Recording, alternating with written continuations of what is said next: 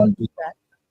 So throughout the day sessions, we hope participants will gain clear insights into emerging policies, government reforms, future-ready curricula, translational research, and industry engagement for a globally relevant higher education ecosystem. I would like to invite our summit chairman, Shri Pradeep Agarwal. He's a CEO of Heritage Group of Institutions and our member of ICC National Expert Committee on Hand. Sir, kindly please start today's session. Shri Pradeep Agarwal.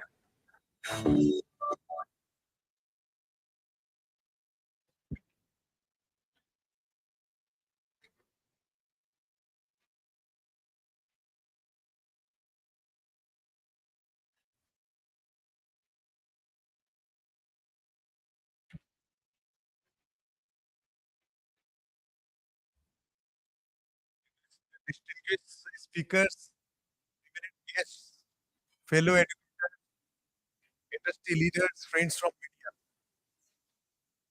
and all of you present today. Very good morning to all of you and namaskar. On the occasion of the 7th Globalized Education Forum, we are assembled here to deliberate on the theme that is reimagining higher education for Viksit Bharat 2047. As we are all going through various ongoing reforms under NEP 2020, we need to understand various aspects like curriculum structure, innovation in pedagogy, industry engagement, startups and incubation, and so on. We have a galaxy of speakers from industry, academia, and government to explore the roadmap towards our objective to achieve gross enrollment ratio of 50 and beyond and academic excellence. I hope that today's deliberation will be a meaningful and very much engaging. I once welcome again all of you to join this session and have an interesting day all together. Thank you very much.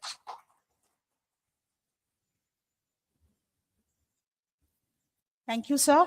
Now I would like to welcome our first opening session moderator, Roadmap for Viksit Bharat 2047 through future-ready education institutions, innovative pedagogy and curriculum design. Our session moderator, none other than Professor Dhrubajyoti Chattopadhyay, Pro-Chancellor, Sister Nivedita University, and of course, our very beloved, very well-known, our dear member, advisor, mentor of the ICC National Expert Committee, Professor Dhrubajyoti Chattopadhyay. I also now request Professor Dr. Anupam Basu, Rajaramanna Chair Professor, Jadavpur University, Honorary Professor, Sister Nivedita University, former Professor, IIT Kharagpur, and former Director, National Institute of Technology, Durgapur, our very own Professor Basu, our guiding star, Mr. Kalyan Kaur, Managing Director, Resolve AI. Sir, please come on stage, join us. Our esteemed committee member, Professor Dr. Bishwajoy Chatterjee, Vice Chancellor, University of Engineering and Management, Jaipur. Welcome, Professor Chatterjee. Kindly join us. Ms. Natasha Agarwal, Group Director and Treasurer, Om Dayal Group of Institutions. Welcome, Ms. Agarwal. The forum is over to you, sir, Professor Chattopadhyay.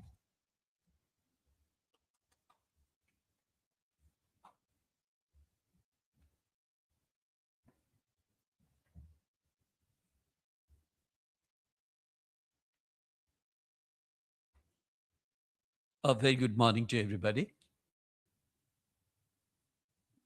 Now, in 2016, when Indian Chamber of Commerce thought about to have some flagship program in the education committee meeting, there are a number of people who are actually gathered over there and thought about that why don't we have one of our flagship program called Globalized Education Forum. So, and we thought that at that particular period of time that we are going to have two sessions for this, one in Kolkata and another is any other uh, cities in our country, and mainly Delhi being identified. So we used to have this globalized education forum from that period onwards and very successfully conducted this. So now we are all here gathered together to have this seventh globalized education forum. Now, when we are discussing about what's going to be the theme of this particular seventh globalized education forum, uh, the most important thing what actually already been mentioned by this share of this particular seventh that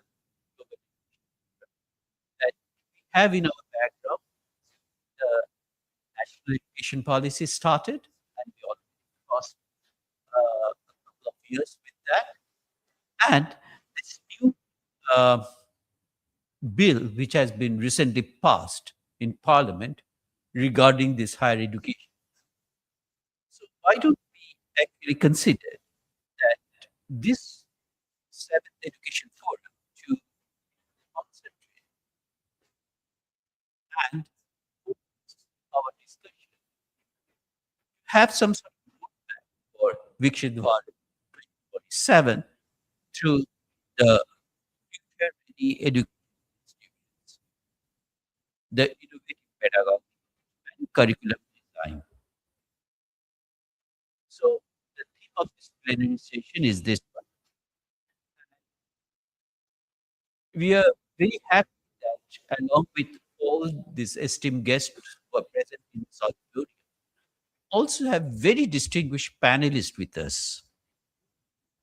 Now, we are planning to organize this particular panel discussion in a way where the panelists are going to give their opinion at the very beginning.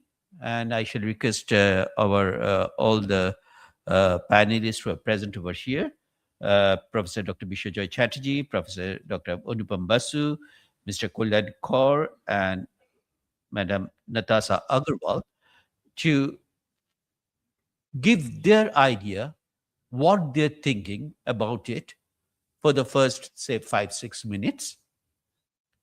And then we'll come back again to the panelist.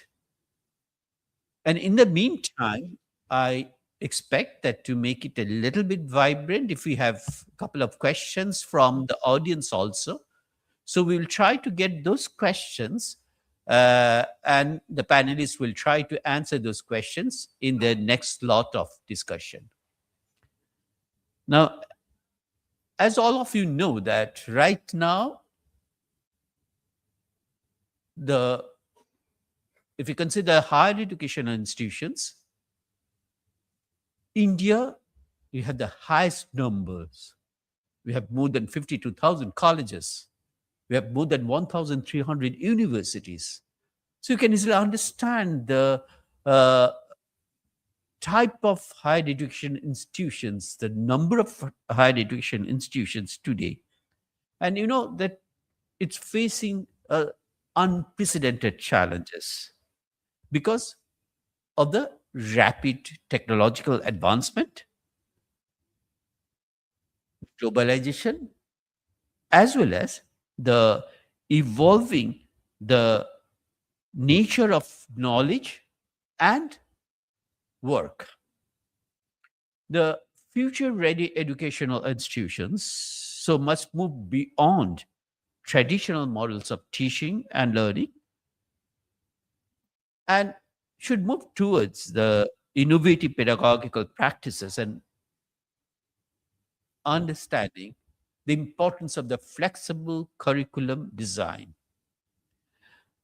Now, the goal of this particular convention is not merely to actually understand, but also to emphasize, to cultivate the adaptive, creative, and ethically responsible learners and make them capable, make all of us capable for understanding the importance of lifelong learning. Because right now, I think one of the major thing what we have to understand, it is becoming very, very important that the lifelong learning things. So, without spending time, I really want to first request one of the young, energetic, and I can tell you that the most vibrant vice chancellor who is present with us, Professor Dr. Bishajoy Chatterjee, who is the vice chancellor of the University of Engineering and Management, Jaipur, to first uh, give his opinion regarding this particular topic of this session. So over to Dr. Bishajoy Chatterjee.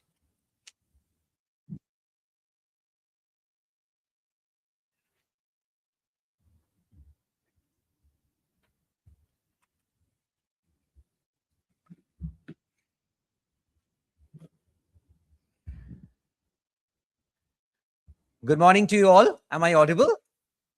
Yeah. First and foremost, let me clarify that it's always good for a teacher to be standing and speaking. So I chose this option because that's the way we have been doing all the years. And so I have always say that I always feel great that you keep calling me young, because at 50 years of age, when you keep hearing that you are young, it really sounds wonderful.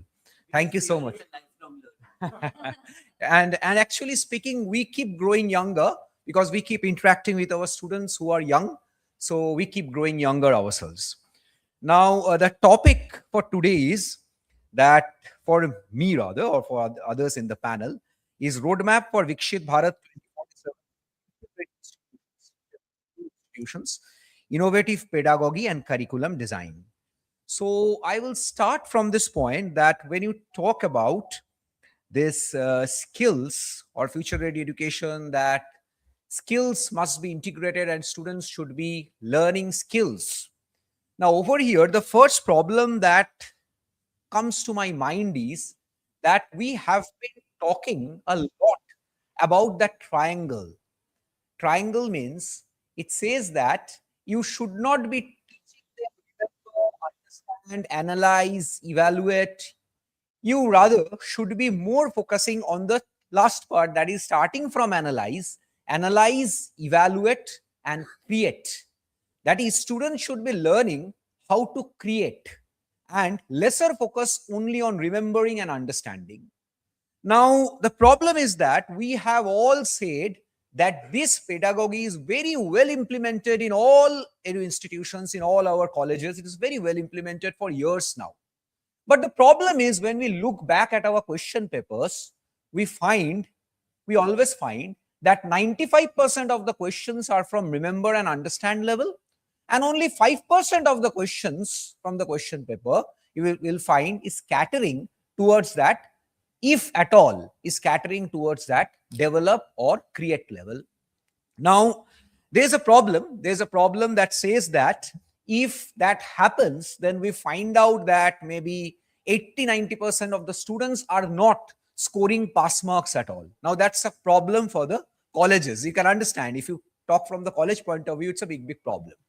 Now a solution needs to be found out. One solution has been found out, that we are now organizing national level hackathons almost from all edu institutions, and also national level hackathons are being organized from the government, and we are encouraging the students to continuously participate in that. As a result, skill based learning is coming up to an extent, even though we are unable to cater to the create level in our question papers. I don't know how that can be implemented, but that is a point, if at all it can be.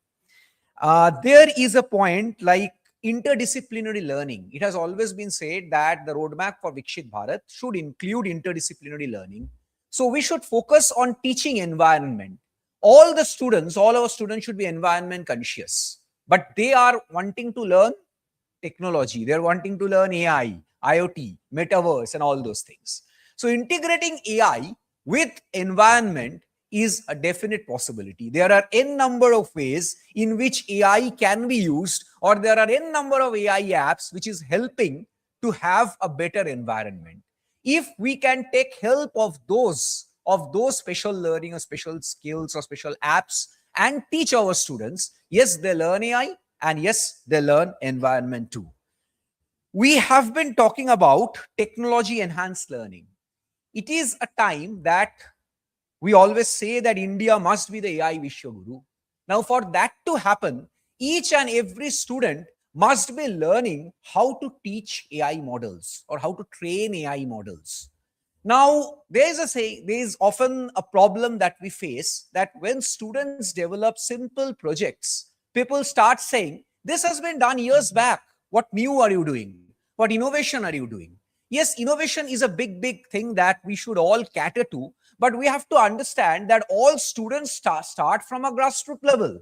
They don't start by learning everything and then try to do the best of things. No, they have to start from somewhere. So we need to encourage each and every student to train simple AI models, as simple as that. I can give you an example. In our university, we have given a task to each and every student that you have to develop one AI model by yourself. Once you do that, we will integrate that whole thing and ultimately try to get an LLM sort of thing, a large language model sort of thing. Now, what examples, what every student will come up, sir, what will I train? We say simple of things like, for example, you can train AI sound. What is that? Very simple. I knock. AI saying that it is a knock sound. You train AI how to identify knock sound. Similarly, you can clap. AI saying that it is a clap sound. Train AI how to understand. Simple example, maybe there are n number of apps, but you start from this basic. When all these things are done, we can integrate them and come up with a large LLM model. Now over here, again, some other students coming up, sir, what should I do? You say you train them smell. You train AI smell. Very simple. You give them a food, you give AI a food, and AI will be able to understand what you give it food test. AI will be able to test somewhere. Say that it's simple. So one AI model to understand sound, one AI model to understand test, one AI model to understand smell. Then we can integrate and come up with a good robot which has got all these properties. This is how each and every student can be trained AI model. Another roadmap to our Vikshit Bharat.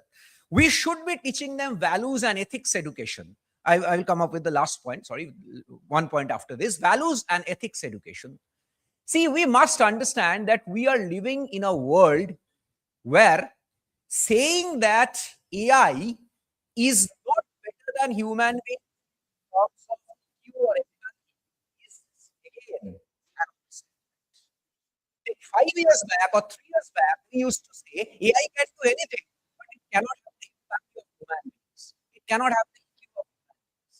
Again, now China has well demonstrated the set of AI narcissists.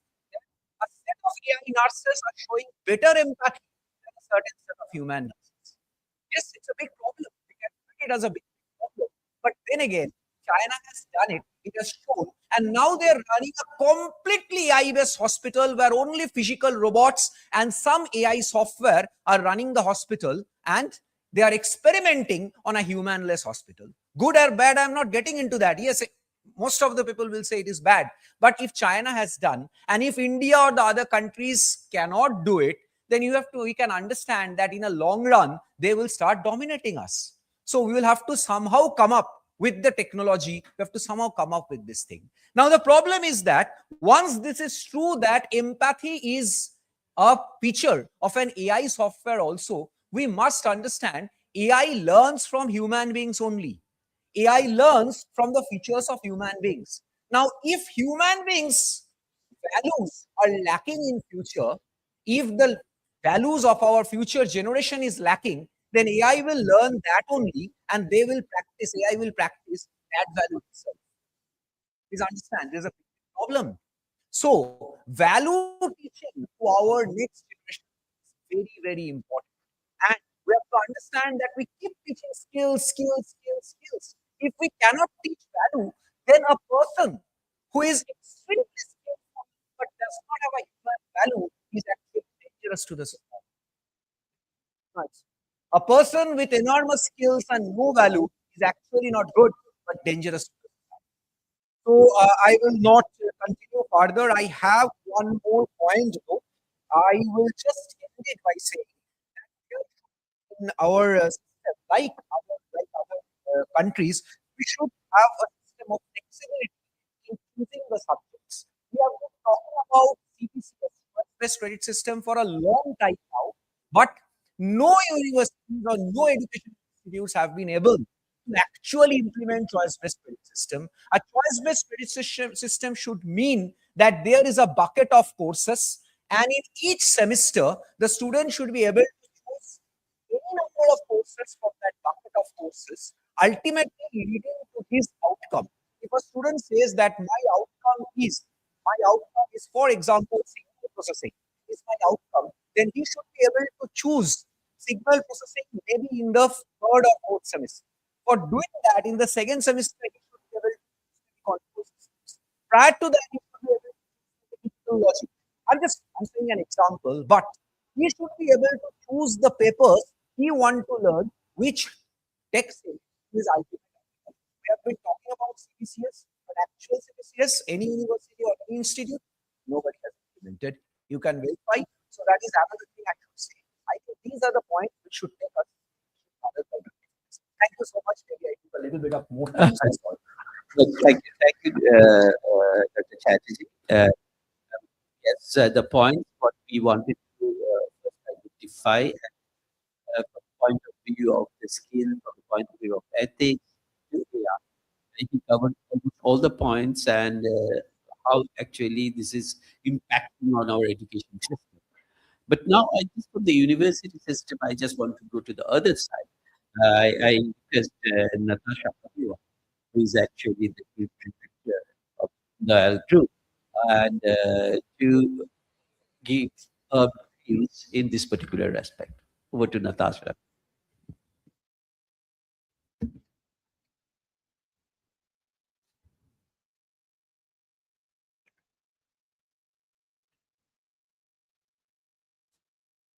Thank you, sir. And thank you, ICT, for having me here too. And to be part of this conversation and this esteemed that we have here today. So, good morning, everyone.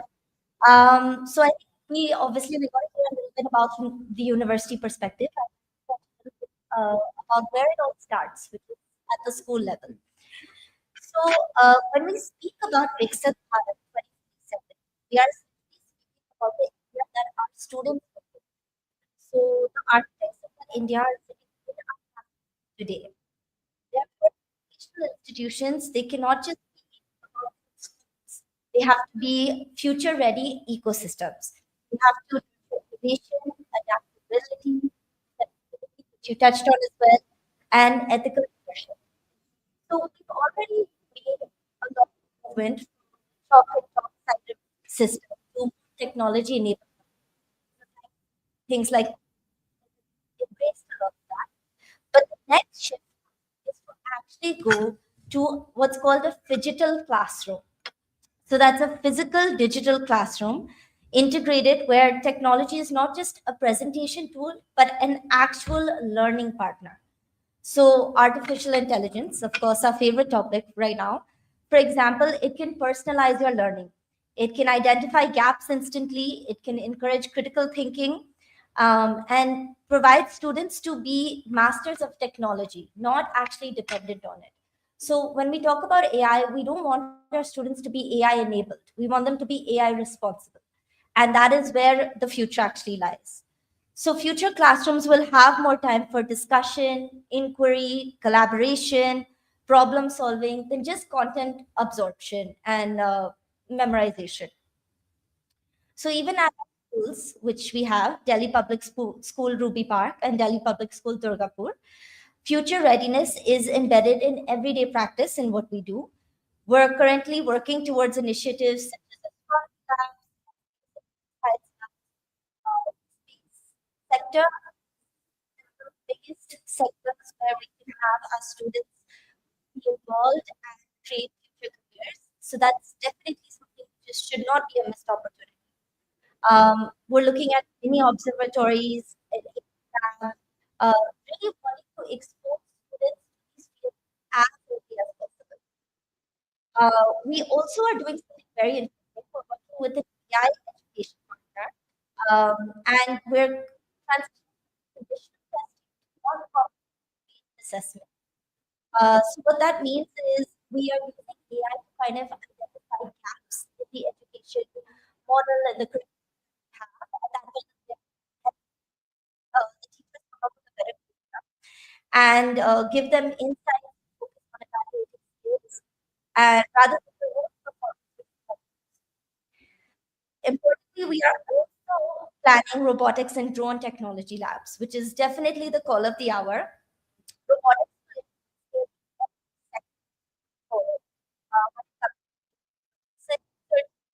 automated manufacturing, logistics, autonomous transport, automated manufacturing, drone services, all of these things. So we need to prepare for these realities today and ensure that they are creating from this technology, not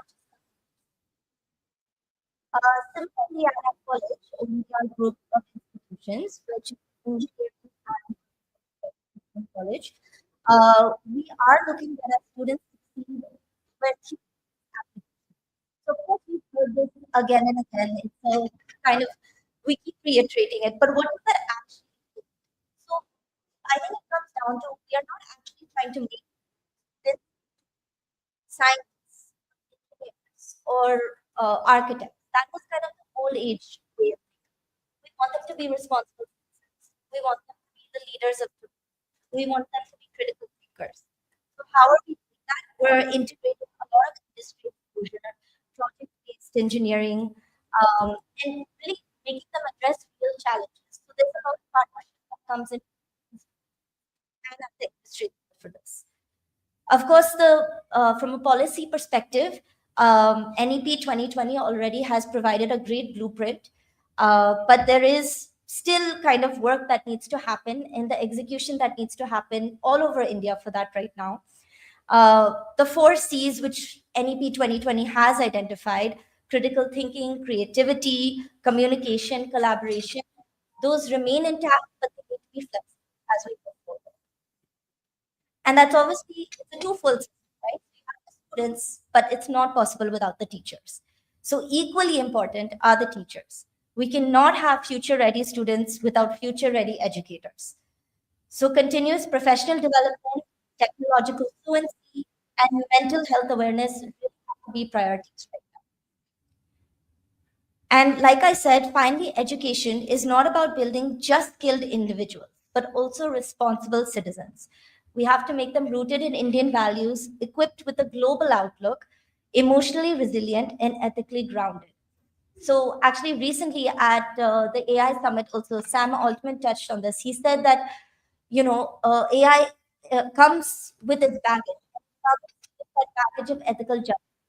That's where our teachers, our parents, they come into play, and educators. We have to teach our students now a new form of discipline, and that new discipline is ethical judgment, and that's where your value system really comes into play. So the school of 2047 is not actually about infrastructure or a building. It's an idea.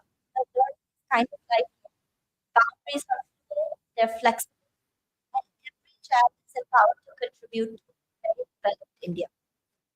So the roadmap to visit Bharat is actually encompassing teachers, students, parents, educators, everyone.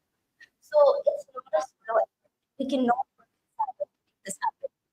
collective mission. We have to have our institutions, educators, policymakers, communities, all of us together, working together for that ethical judgment and ethical righteousness within education. Thank you very Thank much you. for your very important observations, and also you mentioned about the things what is actually looking at how we should look at in the classrooms in the future ready institutions, and you have given this the idea about this whether both the physical and the digital are going to be combined together to give the future classrooms. And the most important thing also you mentioned that the personalized teaching, personalized education, personalized learning, these are going to be very important for any future ready institutions to consider for that. And definitely the final thing what you mentioned about that citizen and critical thinkers are two very important things for future outcome of this future the institutions to be considered. Thank you, madam. Let us. So we heard from the university, we heard from the school level, the college level. Now, what is actually the industry? How they are looking at this, how they're expecting us. And we have a very good friend and also the member of this education committee, Mr. Kollan Kaur, who is the managing director of the Resolve AI, now to give your opinion regarding this.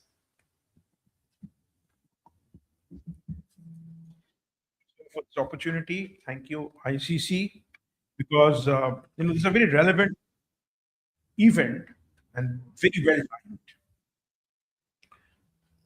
Although I come from the AI industry, let me make one bold statement at the very beginning. Don't get scared of all the YouTubers who are telling you that jobs will vanish. More jobs will be created. The challenge is we do not know what those jobs are because many of them don't exist today. And that is where this issue comes up.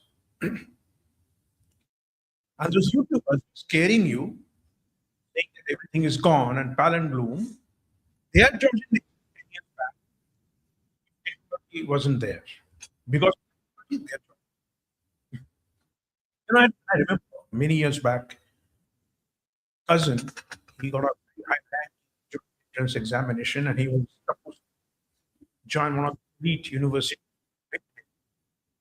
He was busy consulting his which stream should I get? Because good, he could have joined any stream. And his seniors, with all their wisdom, told him, you know what? Civil will be good. This civil education. So at that point of time, you look into 4 year process and understand which industry will be booming and join your engineering today. Today, you don't even know what new things will come up. At that pace, we are growing, and hence, education is now becoming more and more important. And I'll give you some examples to understand that. This gentleman was driving his car, and his car broke down on the way. He was on the wrong. You can call the mechanic who came after 15 minutes, looked around the whole thing, took a hammer, hit somewhere, and the car stopped. So he said, hey, the mechanic said 1,000 rupees. He said, 10. Around and made one hit with the hammer, and you got 1,000 bucks. So the mechanic, that statement, that statement, told him, I'm taking 10 rupees for the hit of the hammer, 990 rupees to know where to hit the hammer. This is the role of education. You have to know for students where to hit the hammer. And it's going to be very, very quick. We're talking about industry, academia, relationship for a long time. And this has been found for a long time. What the privy worked under wonderful leadership for a long time, and I understand their pain because the industry is moving forward. Industry demands, but they don't come forward. The industry has to come forward and work together with the academy because the line has blurred. We don't do it, the person they need tomorrow, a week later, a month later, will not exist because we have to give them a chance to develop those people. And the only possible if we work together. So the industry academia relationship is no more something it's good to have, it's a must in days to come. But I would take it a little broader and make it say it's going to be the industry, tutors, academia, the market, all have, because that's where the demand and the supply will generate the projects and products. We talk about AI. Sexy word. I mean, I'm about AI. Let me first slightly demystify to make you understand what are we trying to do. First of all, let me differentiate between automation and AI. So, what is really automation and what is really AI? In the days, if you have to withdraw cash, we have to go to the bank, stand in the teller, give in a slip, and given a token. That too, initially there was token. Later on, there was more technology and the token came up and the bell rang and I could go to the counter. Is almost over. Today, I'll go to the ATM and take out cash. So taking cash from the ATM is automation. Now imagine the ATM becomes smart and understands your cash expenses better. The next time you go to the ATM on the 7th of the month, ATM knows that on every month you withdraw 10,000. By the 7th of the month, you think about 6,000. You don't even have to ask how much you withdraw. The ATM will take it. Please withdraw 6,000. So the ATM machine. This is the first stage of AI. Second stage is when ATM knows your entire spending pattern, it starts suggesting. So on the 15th of the month you go, ATM tells you, you know what? You withdraw 10,000 a month, you've already withdrawn 6,000. There is another 15 days to go. Don't withdraw more than 2,000 because you'll have a cash crunch after. That is second stage of the ATM automation, which is not only learning, it is beginning to help you make decisions. The fearful part is the third part, where now the machine knows that not only you withdraw 10,000, the last week actually you possibly 20 and spoil the money by drinking around. So now when you withdraw that cash, it says, look, I know you're going to the pub, you're going to squander that money. I will not be to withdraw more than 2,000. Now that's the scary part. When we allow the machine to take decisions on our behalf, as long as the machine is helping me to take a decision, as long as the machine is facilitating me to take a decision, it's fine. The day it starts deciding on me and I don't have control to overpower, is going to be scary. Hence, the point that my previous speaker spoke is very important because while we are talking about technology, the ethics and the values and the trust comes foremost. And the education institutes not only teach their students technology to make them job ready, the concept of moral science, which we days is going to come back. We have to teach us the morality of technology, good and the bad, and the right and the wrong, and what to do and what not to do, because we are developing a product which can go wrong if we don't control it properly.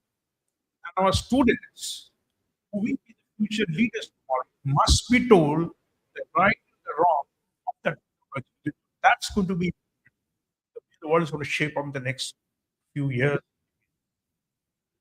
Last comment.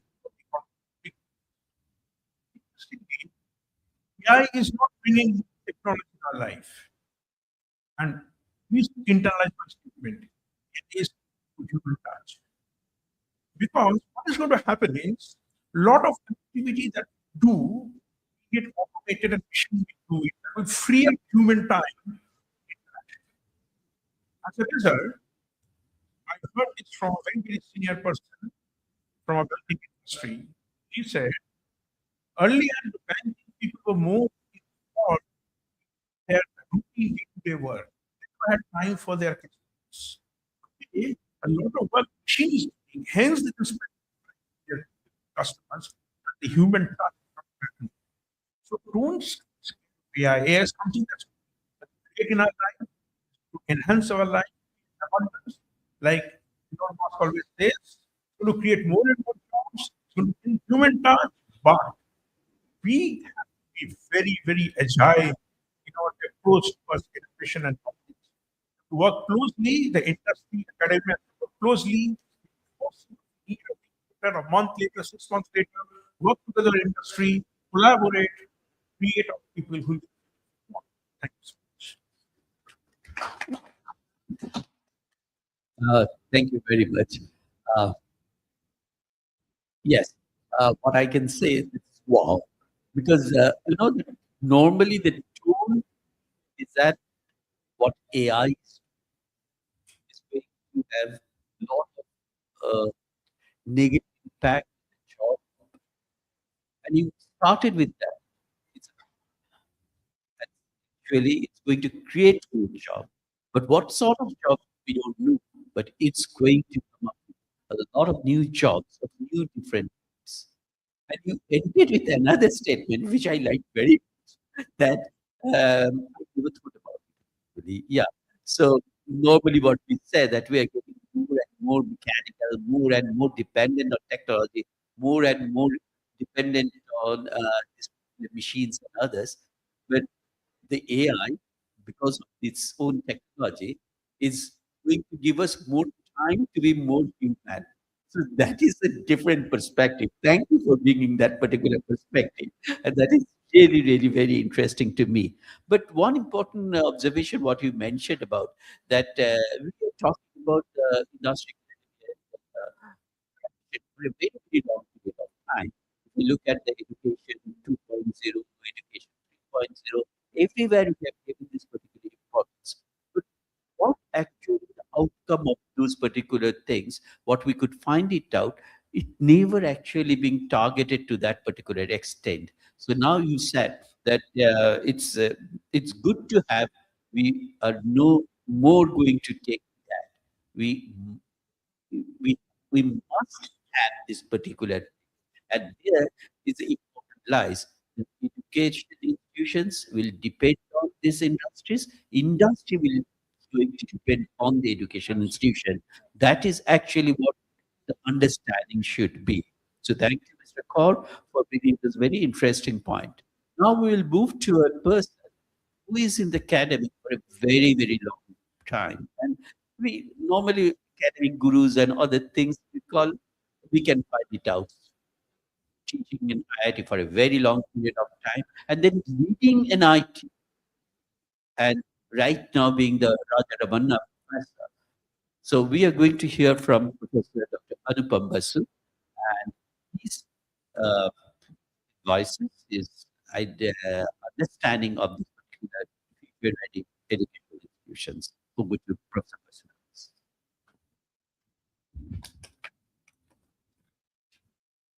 Thank you, Professor. You're talking of Viksit Bharat, and I'd like to start on a somber note, I would say, because yesterday I had to spend my time at Tirupur University, where I was in a team which was uh, requesting about fire that broke out in a lab, laboratory equipment stores. And to our surprise, we found that utterly negligent and utter absence of maintenance due to severe paucity of fund into this. And that has really affected the works of the electronics department. So, on one hand, of course, we all aspire to be in Viksit Bharat. But along with that, the state-run universities like Nalapur, Calcutta, Anna, and others need more funds to flow in That is the basic research.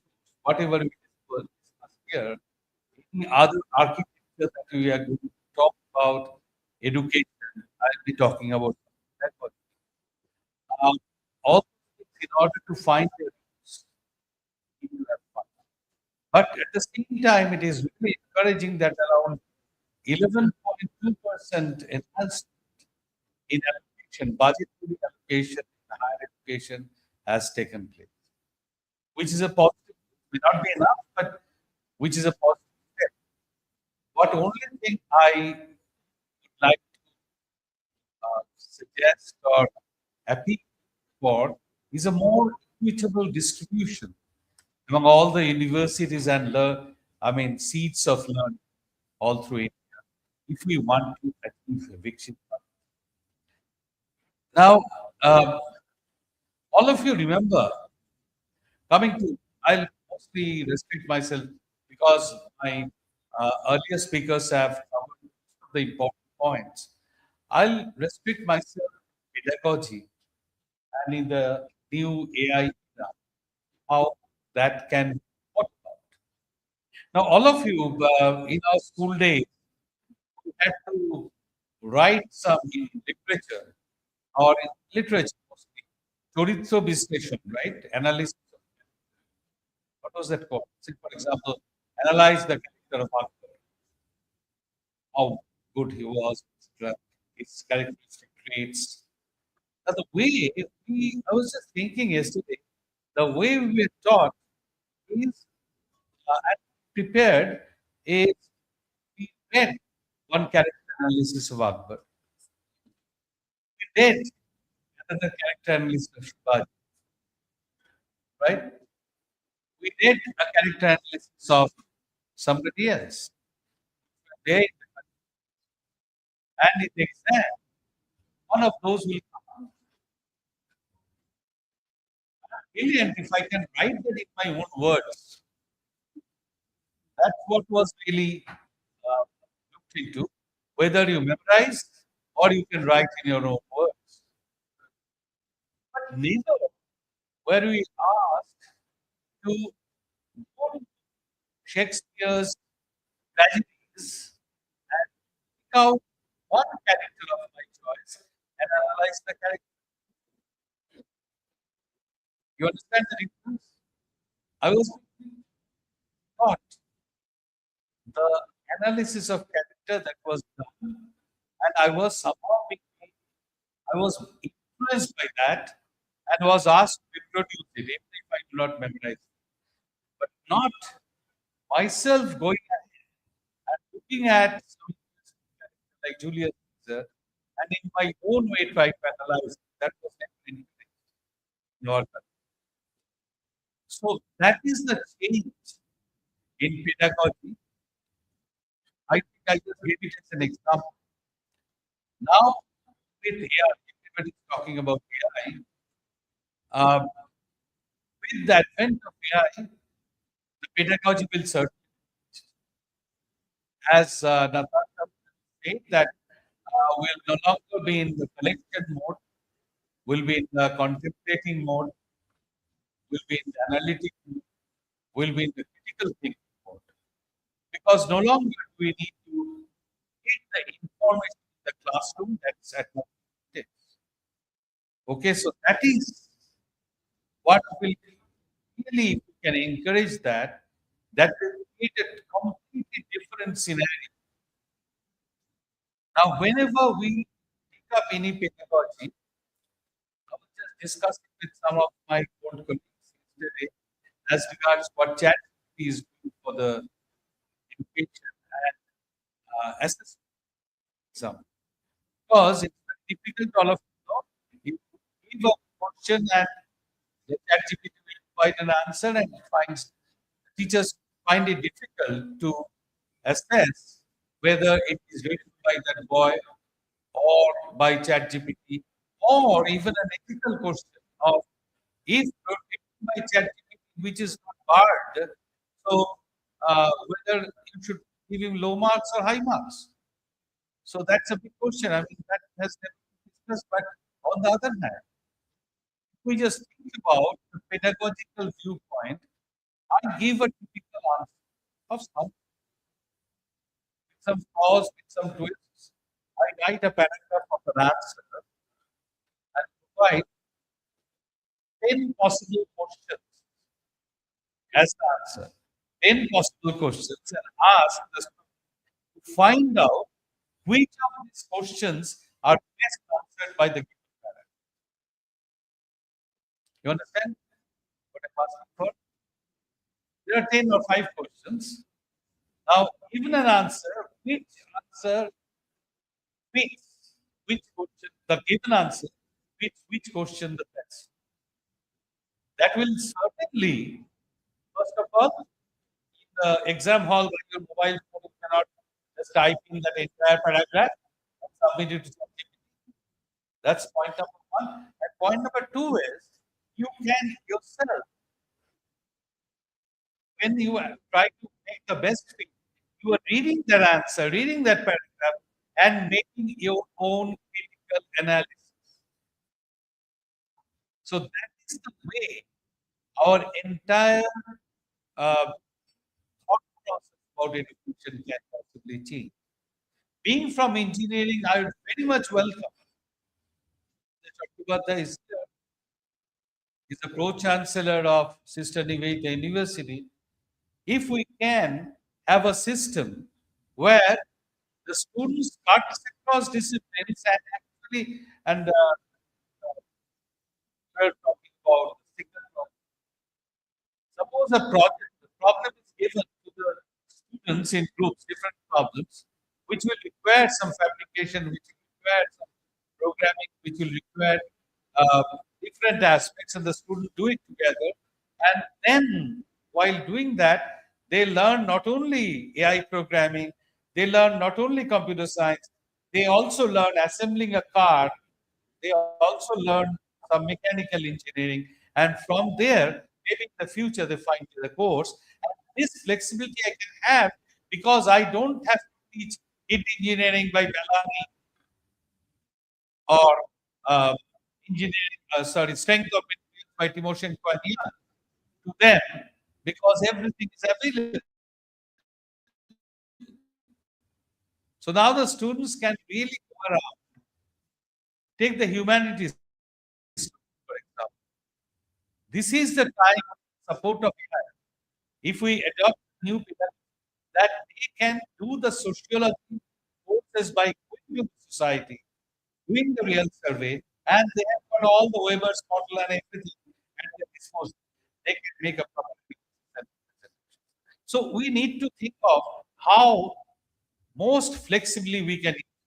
Mostly we find we the teachers are always bothered about assessment. How do they assess? Will he bluff me? Always there's a mistrust. So if we can go out of that and create a creative environment, then possibly we can go ahead in a different way. I'll conclude with two more points. I have a couple of minutes. One is the role of teachers. Now, this is a big thing. For any engineering college, except a few, getting creative teachers is a problem. If teachers come by volition, I want to teach, I love teaching, that's my passion, then they can be creative, they can adapt to the challenge. But if some teacher comes in because I need a job and I didn't get it, there it's very difficult to do. In this new scenario, the role of the teachers will become all the more important, more maybe as facilitators, but very sensitive facilitators who will have to do the handholding of the students. Just couple will. And I'll conclude with one uh, exercise for all of you. You may think of doing it. All of you have heard of Socratic learning, right? I mean, Socrates used to take his disciples and students and go from one place to another. And he never answered the questions. The students asked about something, And Socrates asked another question to him, for him to uh, clarify. In that way, the whole.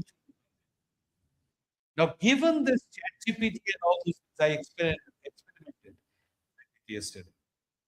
All right. Given this ChatGPT and Gemini, all those things, they can play as a Socratic tutor. All right. Or you can play as a Socratic tutor. For example, you can ask a question and they will ask you another question. For example, so and so many things. Lastly, the disciple asks, "What is the outcome of this?" And the answer that Socrates or the Socratian Gemini or ChatGPT will give, what do you really identify as an outcome? This, this. And the student will again retort back, and the system will retort. It's a fantastic game that can be played with these AI tools, creating a completely different type of pedagogy that was long lost because we have gone through the Aristotelian pedagogy and through lectures. That's what we have followed.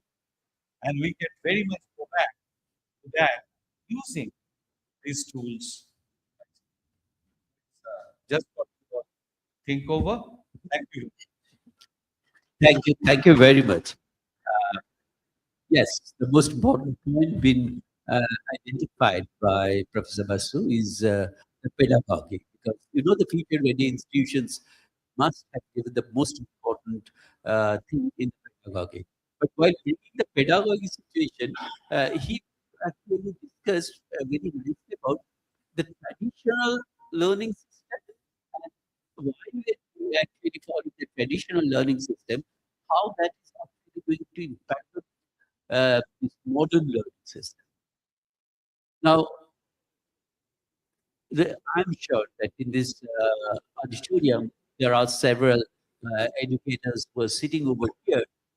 You will look back to your old days and try to find it out when you learned things and when you are actually helping the people to learn. What's the difference between the two? And there actually comes one of the most important aspects of Professor identified is the role of teachers. That whenever we are going to ask about what is the impact of this particular teaching and others, the most important thing to understand is outcome. And for that outcome, evaluation is most important. And how to evaluate? He has given some example that if we put this type of questions to evaluate, for that, what we have to do, we have to have teachers who has got that particular mindset. He will spend time to set up the questions in that particular fashion. We normally used to put up the questions when we are actually getting this particular, if trying to have that evaluation. How much time we spend for that? That is very important. So here is the most challenging thing, that the mindset of us who are teaching, who are actually whatever we students from the college, universities, and what we teach. And there comes another very important thing, that whether we're nurturing the questioning mind. Now, questioning mind nurturing is something what is really, really absent. How much actually we could get the questions in our class? That is actually great. We have to bring that back also. And there, I really appreciate for bringing this particular this thing of this learning, right? This whole methodology is something which is the way you are actually getting the people to ask questions, to actually give them that asking the question is a way to learn, is a way to understand, is a way to get the impact of the knowledge you have received. So with this, we are actually now completed our first term, but now we have a couple of minutes. I really like to have a couple of questions from the audience on which the panelists can also react. So if there is any question from the audience then regarding this theme of today's, any question from the audience, please, or any observation from the audience? Yes, at the back, at the back. Yes, you introduce yourself and then ask a question.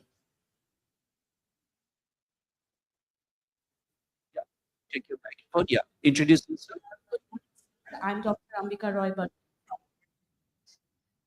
thank you so much of the speakers for sharing your diverse perspectives. Just one question, as you have already talked about ethical judgment. When we give any topic like doing surveying or something, generally that the students get very much carried away by, so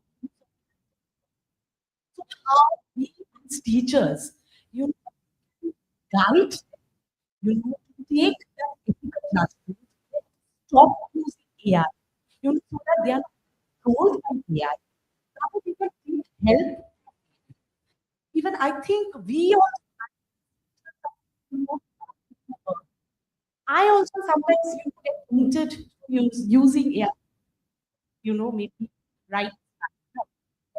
I can do it from AI rather than me myself writing.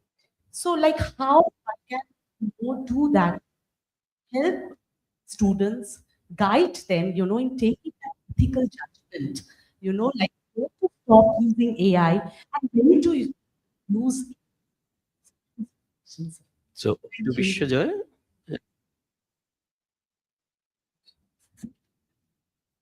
Hello, hello. Yeah, your question somehow has got some relevance with ethical AI also.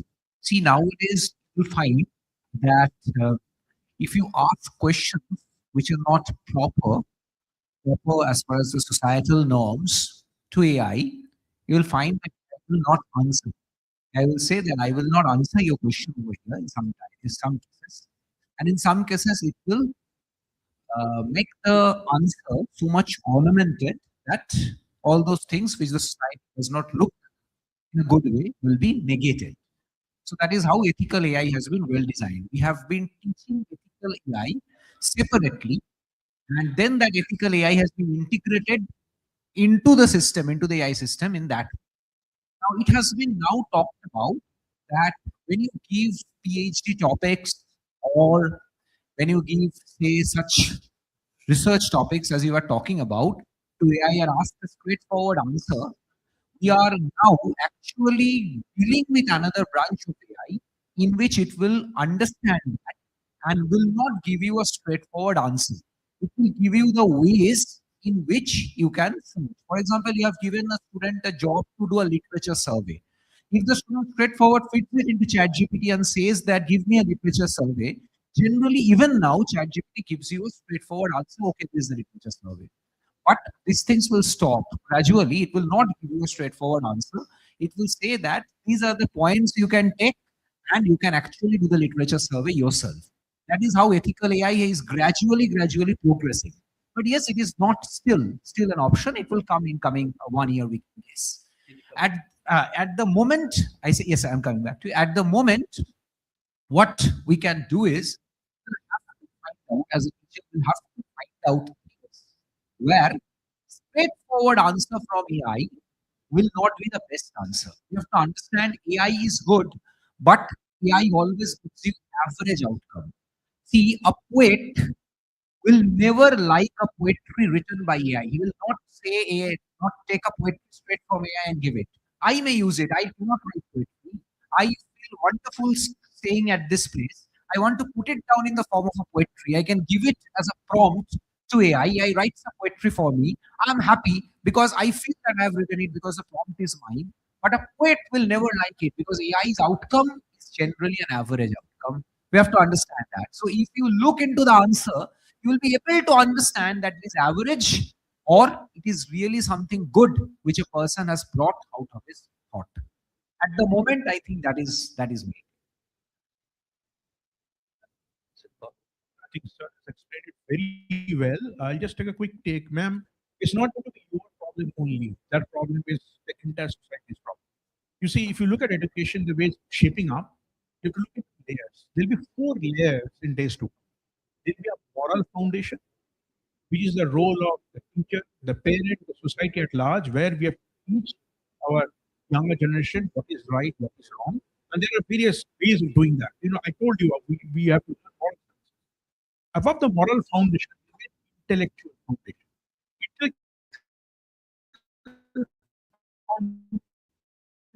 Will encourage the students to do creative thinking, abilities, intellectual, stimulations, which will help that person to grow. Over the intellectual foundation, there'll be a knowledge foundation. Knowledge foundation is the basics of education: maths, English, history, geography, which we have been learning so much. Then will come the skill foundation. Skill foundation is the topmost layer where I will teach that student what is relevant today, what he has to learn to be employable, to live with in our professional life, etc. So the 4 foundations: moral, intellectual, knowledge, and skill. And interestingly, AI will lead to less usage of books. Books will be less printed, so there'll be also ecological balance in it, because your moral, your intellectual, and your knowledge foundation remains the same over the years. You all have gained out of it, but the skill foundation will be so agile, so changing over a period, that we will stop printing books. It will all be done, digitally. The basic question is a responsibility that we all have to inculcate together. That student, that young mind, it's like a clay. It's just soft clay. I mean, you shape it the way you want. They have to be taught what is right and what is wrong from the beginning of humanity. And we have a collective responsibility. And that is why I used the word trust. Because the trust and ethical AI have the last laugh in days to come. There'll be a lot of work that's coming in technology, but we as a society, and I have a lot of hope on India as a country, because we have democracy and we have our old culture. We as a society will evolve, and I have a feeling that India will lead the AI race. That is, thank you so much. Very nicely answered by two of panelists here. I'll just give a brief answer. That is, uh, I always believe in the mantra, since I work in AI, keep the human in the loop. Okay. So once that answer has been submitted and you find that it has been done through some AI, you also meet that student and have an I want to say, oral discussion. All right. And thereby might be, if he has not understood what he has copied from ChatGPT, he will not be able to answer or interact with it, right? So please, I feel that keeping the human in the loop, okay, always it's not possible for a large class, it's not possible. But sometimes, wherever possible in schools mainly, I think the human in the loop and some oral interactions can. Yeah, yeah. Good Introduce morning. yourself, please. Yes, good morning. I am Dr. Savitri Thakurta from Ramesh Chandra Chowdhury College. I have a question. It was said, it's interesting, said about the AI controlling us almost. You gave an example of the ATM, like the person going to the ATM and the ATM reacting that, okay, you came last month, you came in the and you made money.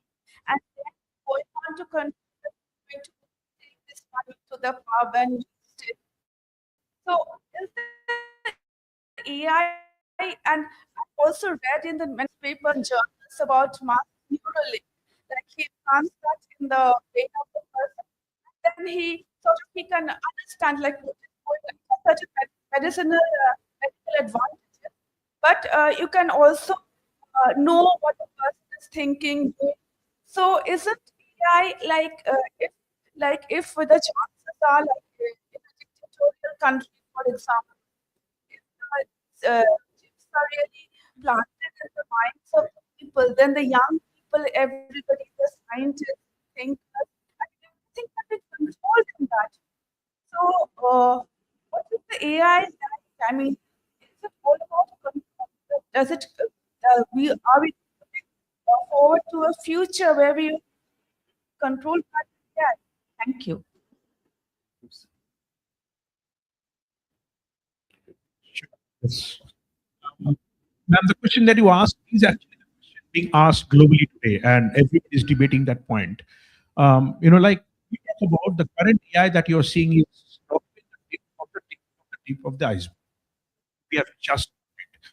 Um, Elon Musk predicts that in next year we'll reach AGI, which is artificial general intelligence, which basically means the machine will equal the human intellect and capability. And the prediction is that in the next 4 to 5 years, some say 10 years, we are heading for an artificial intelligence, where the machine will be more intelligent than us, effectively. The fear that you shared just now is not unfounded. It's a possibility. Hence, the importance of the moral science, the moral values, and the ethics that we've been talking about. And use the word trust. You see, there will be rogue countries where the AI will be misused. Hence, I also mentioned that countries with democracy, countries with high level of trust, countries with higher moral values will actually win the race. But the fear is not lot of thought leaders are gathering across the world discussing that point, how far we should allow the machine to go and this far and not further. The question that's being burned. But yes, that possibility is not completely wiped today. We have a moral responsibility as a humanity, as society. Thank you. Yeah, I would completely agree. It's definitely a moral responsibility on us as educators, as institutions. This is where the government, I think, will also step in.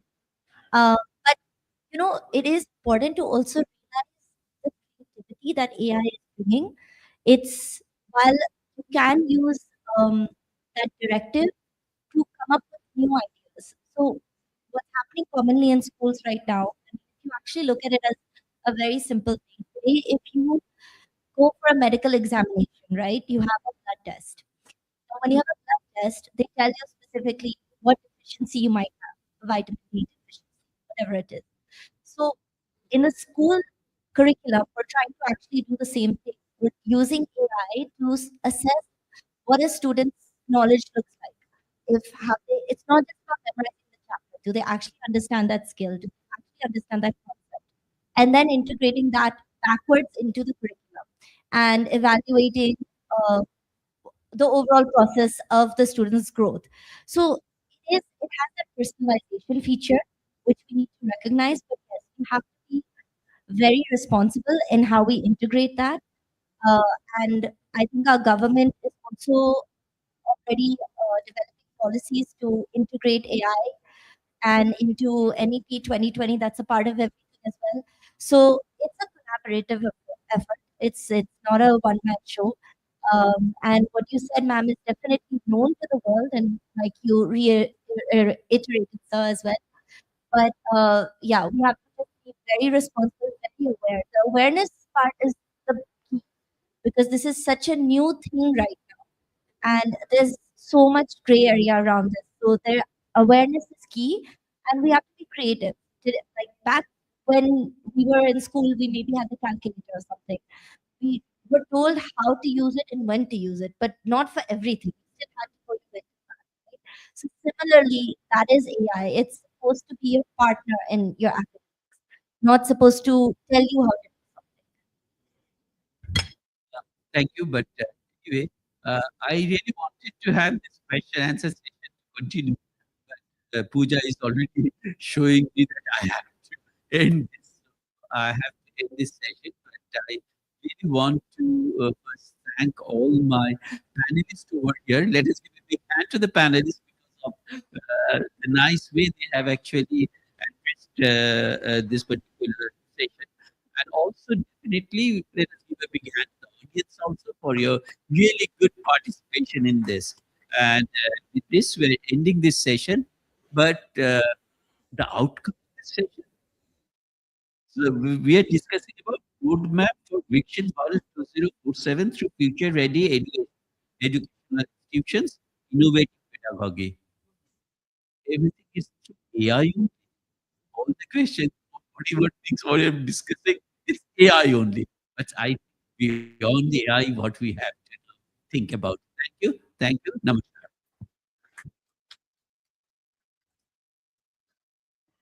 Thank you so much, sir. Thank you to all our panelists. Would like to felicitate our panelists, our speaker. May I please request Professor Chattopadhyay to honor Professor Dr. Anupam Mas.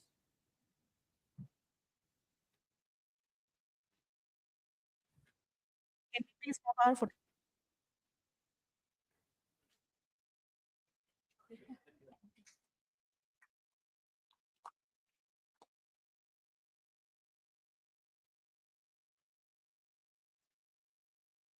Thank you, sir.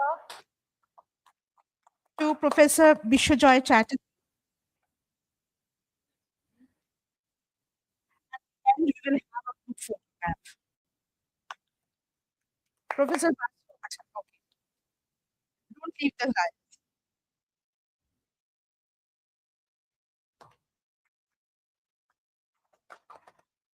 Miss Natasha Agarwal,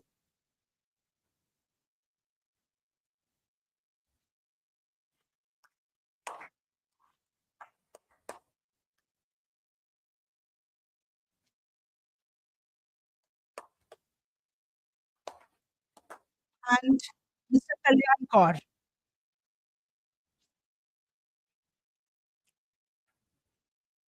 I would like to invite Mr. Sagar Agarwal. He's our executive board member, ICC executive board member, as well as the chairman of Young Leaders Forum. Mr. Agarwal would kindly felicitate Professor Chattopadhyay.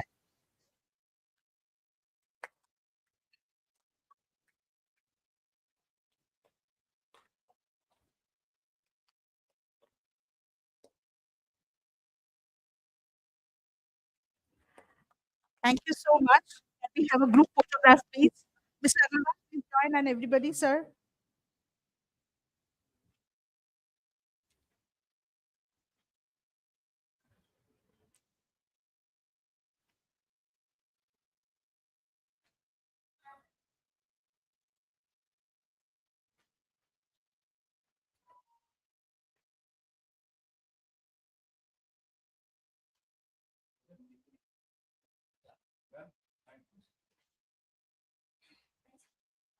Thank you so much. We will quickly take a 5 minutes logistical break just to change the dais. And we will start with our next session in 5 minutes, sharp at 11:30.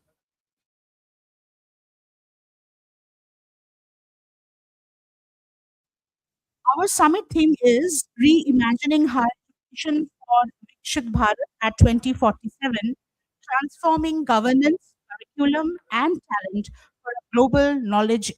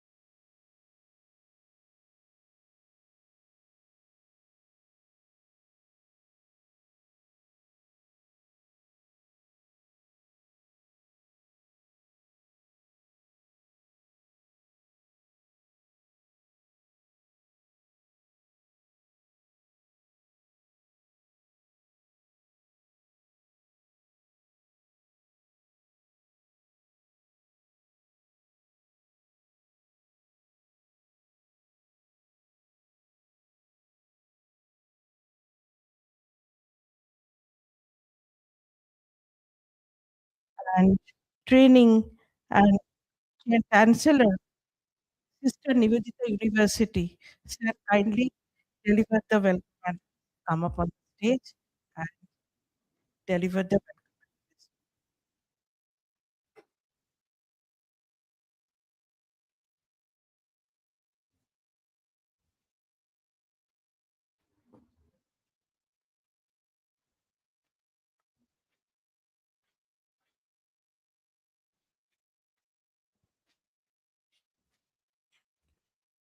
Namaskar.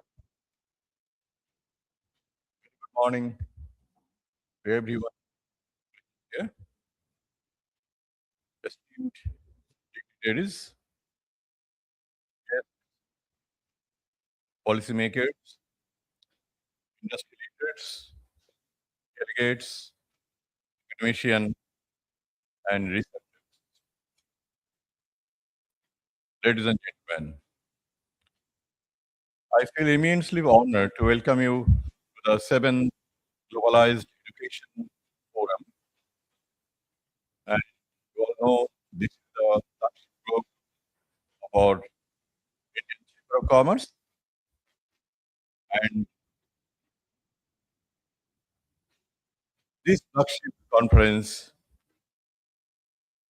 is in a pivotal moment in India's journey towards becoming a knowledge-driven nation, and very right time for this conference and discussion.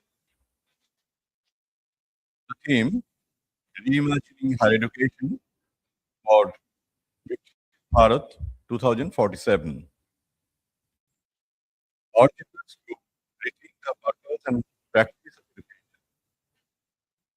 In today's world, higher education must have beyond the transmission of knowledge to nurturing critical thinkers, ethical leaders, innovators, and responsible global citizens.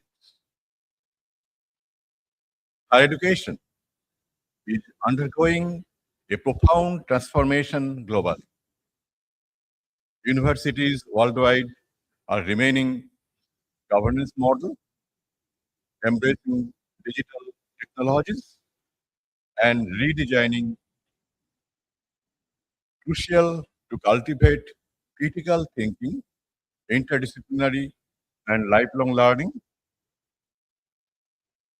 We all know that this lifelong learning and interdisciplinary is the most important thing of our institutions, any universities, any institutions. And I think most of the institutions are doing this thing. Today's knowledge ecosystem values not only disciplinary expertise, but also adaptable, ethical leadership, and digital fluency. India's higher education system stands out for its remarkable scale and rising global prominence. India is one of the largest academic networks in the world and plays an influential role in shaping global talent, research, and knowledge exchange.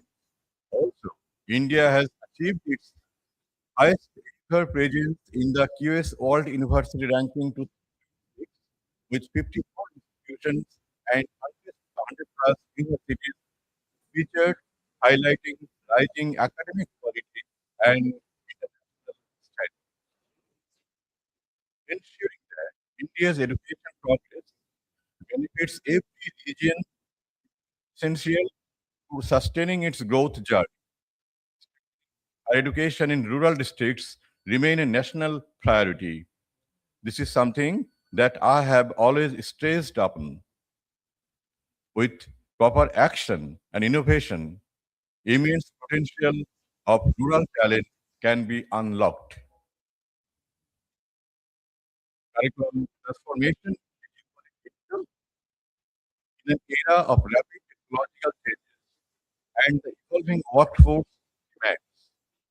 Rising employability now at 56.35% with women surpassing men in job readiness, along with strong enrollment, generative AI,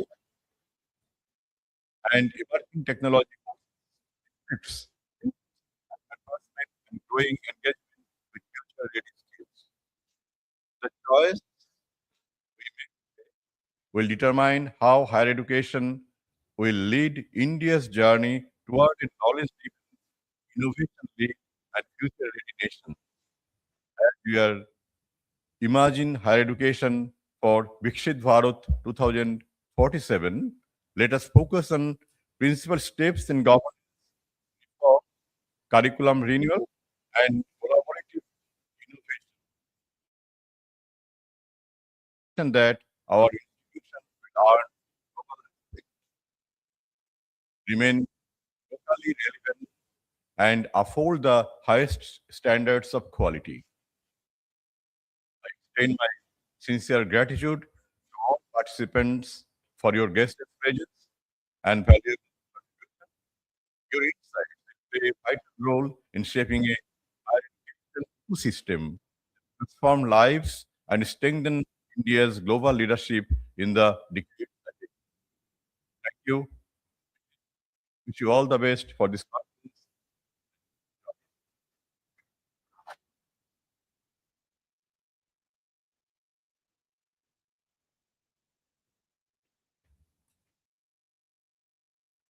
Thank you, Chairman, sir. for- Now I would request Summit Chairman,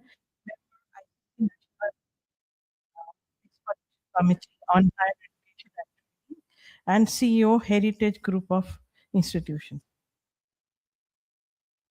come up on the stage and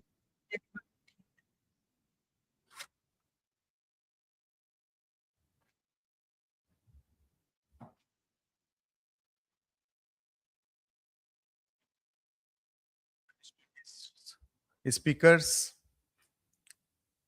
eminent educators, industry leaders, and friends, a very warm welcome and good morning to all of you. The future is not something, the future is something we create. These words feel especially apt as we gather for the 7th Global Education Forum on a theme that is both urgent and practical.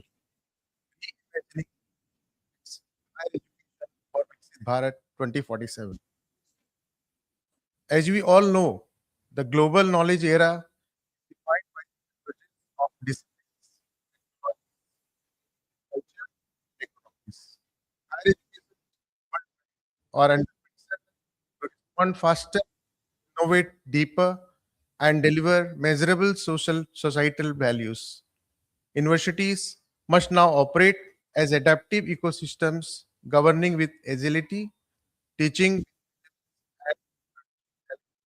to thrive amid constant change. We are meeting at a significant moment.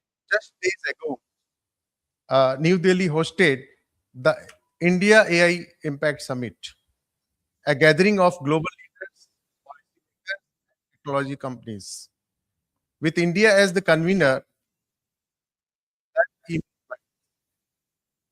it tells us that world is beginning to look at India not just as a large market, but as a serious player in shaping the future.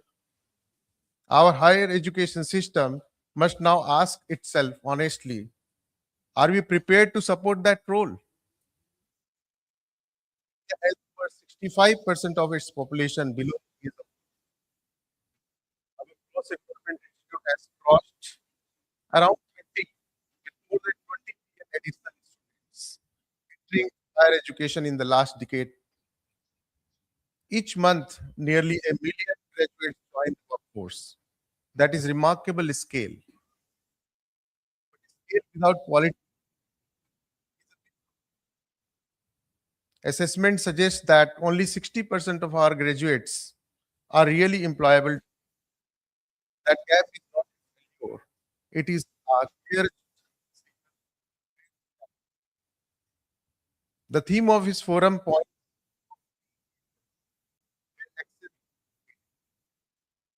firstly is governance. Today, we need the freedom to explore respond quickly to industry needs, to emerging disciplines, to changes in how knowledge is created and used. Fragmented regulations and one size fits all oversight slow this down. Good are that give institutions genuine autonomy tied to clear accountability for outcomes. NEP 2020 and the newly introduced Viksit Bharat Shiksha Adhistan Bill 2025 together provide a strong foundation. The second is global studies suggest that more than half of today's graduates will need significant reskilling in 5 to 7 years. If that is, we are not just preparing students for their first job, we are preparing them for a 30 to 40-year career in a world that will keep changing. This means building in digital literacy, ethical reasoning, and interdisciplinary thinking across every programs, not just in engineering or technology, but in commerce, law, health sciences, and the humanities too. The third is research and talent. India is now world's first largest startup ecosystem, yet our investment in research and development remains below 1% of GDP. Universities must become genuine engines of innovation, not just teaching institutions, but spaces where ideas move from discovery to application. Stronger doctoral programs, deeply industry partnerships, and clear pathways to entrepreneurships are part of this. Now, in case of research, now industries are investing in a huge way out of their CSR initiatives. It has now clear mandate for all the companies, all big corporates to invest in research because this will create a very good ecosystem with academia. The vision of Viksit Bharat 2047 is defined by inclusive, regionally balanced, sustainable growth. Higher education reforms must therefore extend beyond elite institutions to strengthen regional universities, expand access, and support local innovation ecosystem. As participation rises among first generation learners and under-reserved regions, strategies for curriculum, research, and talent development must integrate equity with employability and regional universities can enter MSME, public sector innovation, and community-based solutions while remaining equal. As this forum convenes, the question is not whether reform is needed, but whether implementation will match ambition. The coming decade must decisively shift from expansion to outcomes. I am grateful to policy holders, policymakers, academic leaders, and industry partners in this forum. The deliberations today will matter, and I look forward to the ideas and commitments that emerge from this forum. I hope that it will be central to building a higher education ecosystem that is agile, globally aligned, and capable of enabling India to lead with confidence in the global knowledge all journey towards Viksit Bharat 2040. I again welcome all of you to join this inaugural and whole day deliberation so that let us have a meaningful association. Jai Hind.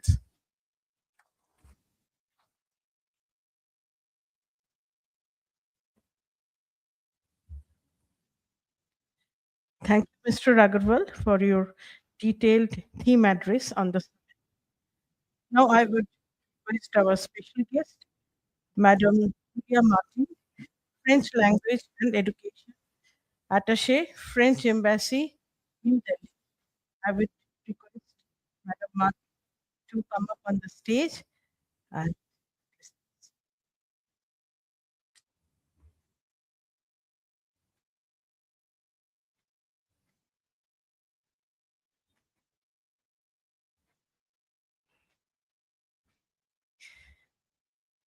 Merci beaucoup, Monsieur Agarwal. What a smooth transition for this very interesting. Members of the Indian Chamber of Commerce, respected academic leaders, industry partners, ladies and gentlemen, bonjour. It is both an honor and a privilege to honor today at the seventh Globalized Education.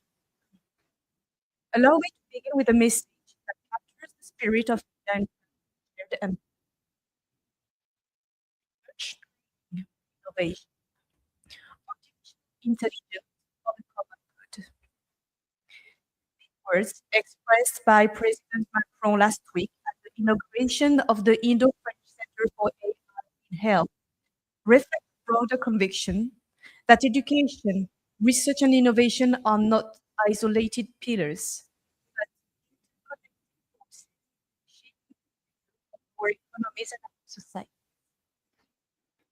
During his recent visit to India, President Emmanuel Macron reaffirmed the importance of strengthening bilateral cooperation and this commitment is just symbolic, it is strategic. Education lies at the heart of the French cooperation. And this vision aligns with a broad multilateral consensus supported by this and the United Nations that recognize education as a fundamental driver of sustainable development and human capital formation. In this context, France focuses on welcoming and training international students and researchers in key sectors such as STEM, digital health, AI, science, sustainability. France also trains faculty members to deliver quality education. All these stakeholders are long-term bridges between our two nations. Thanks to the language, academic and professional standards and networks, they build a cultural set. And this is why this forum matters. France has set an ambitious target, a very ambitious, welcome up to 30,000 Indian students per year, with a focus on master and PhD students in France. We are training the members.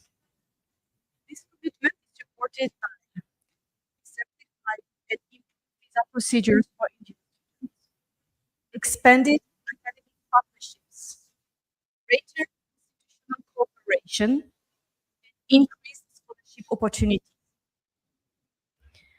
As President Macron reminded students at AIIM New Delhi last week, I quote, tuition fees in France are still relatively low, not because the quality is lower, but because it is a collective choice.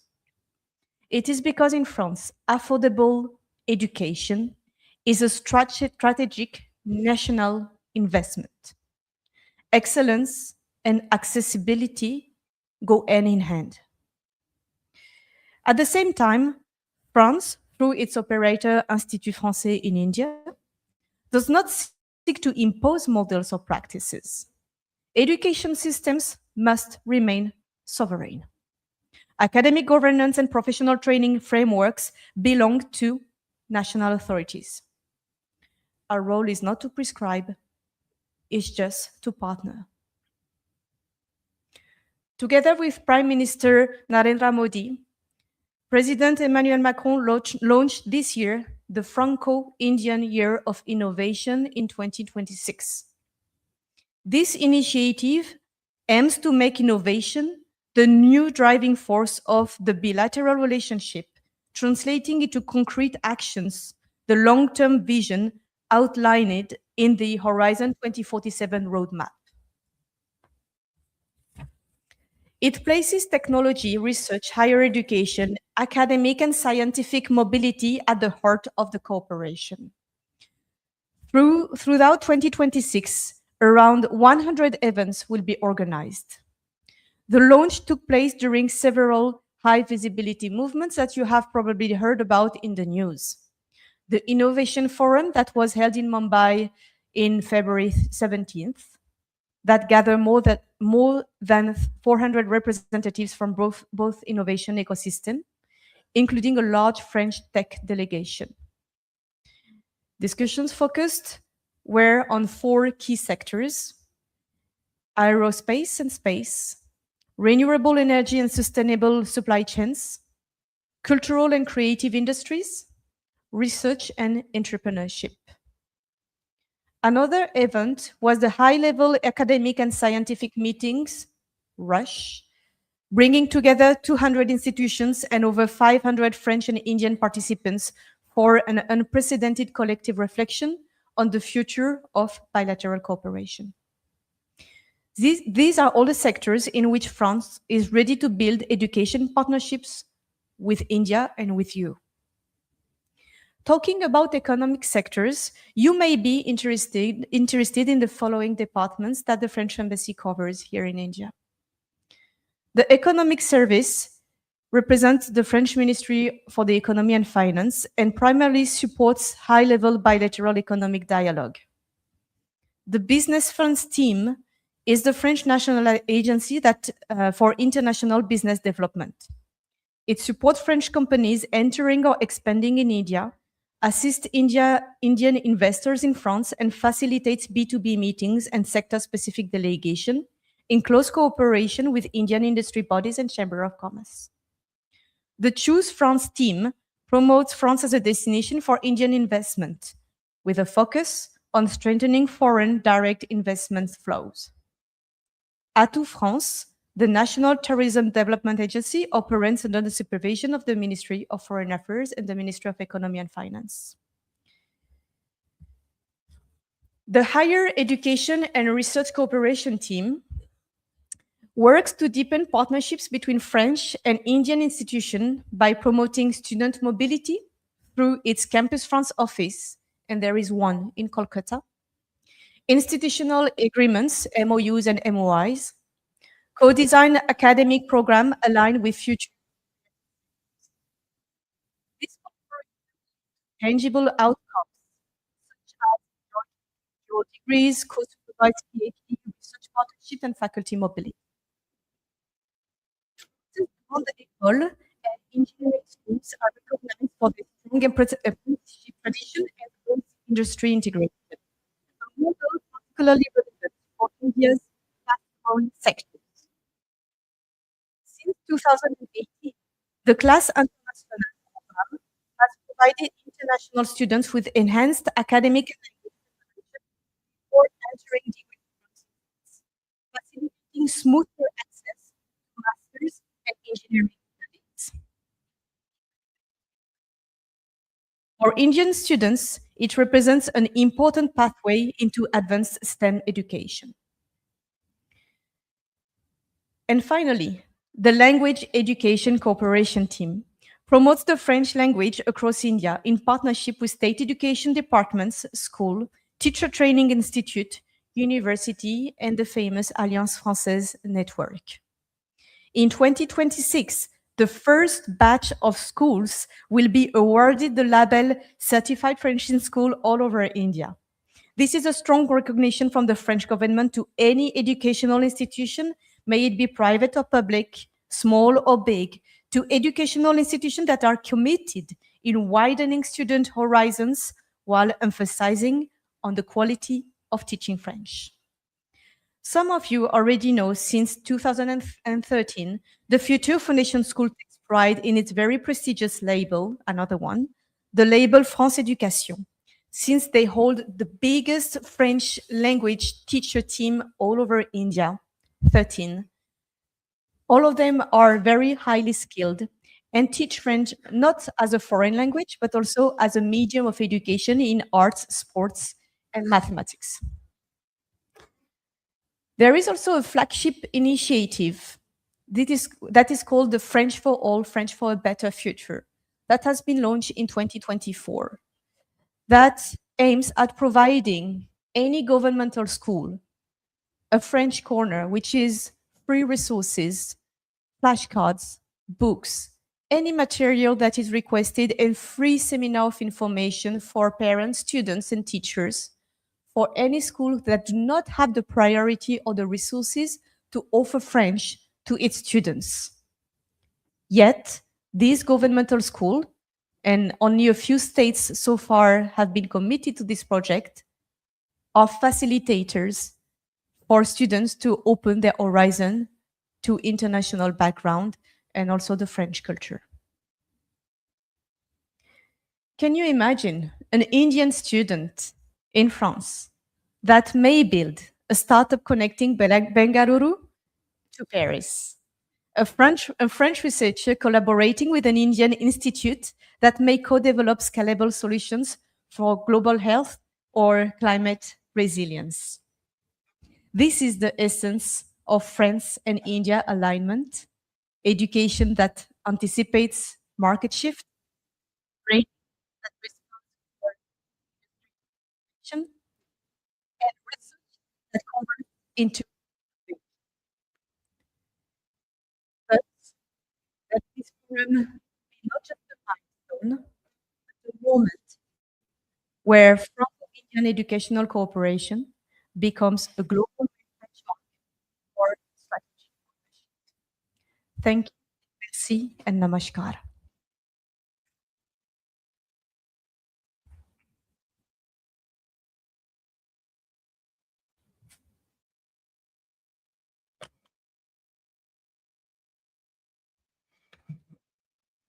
Thank you, Madam Martin, for an excellent address to this gathering.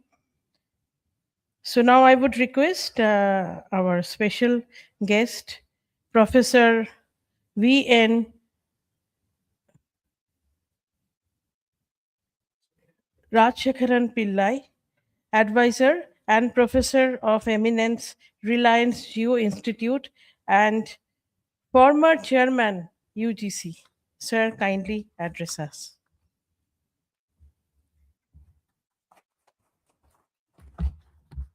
Good morning, everybody. Have a bad throat, sorry for that.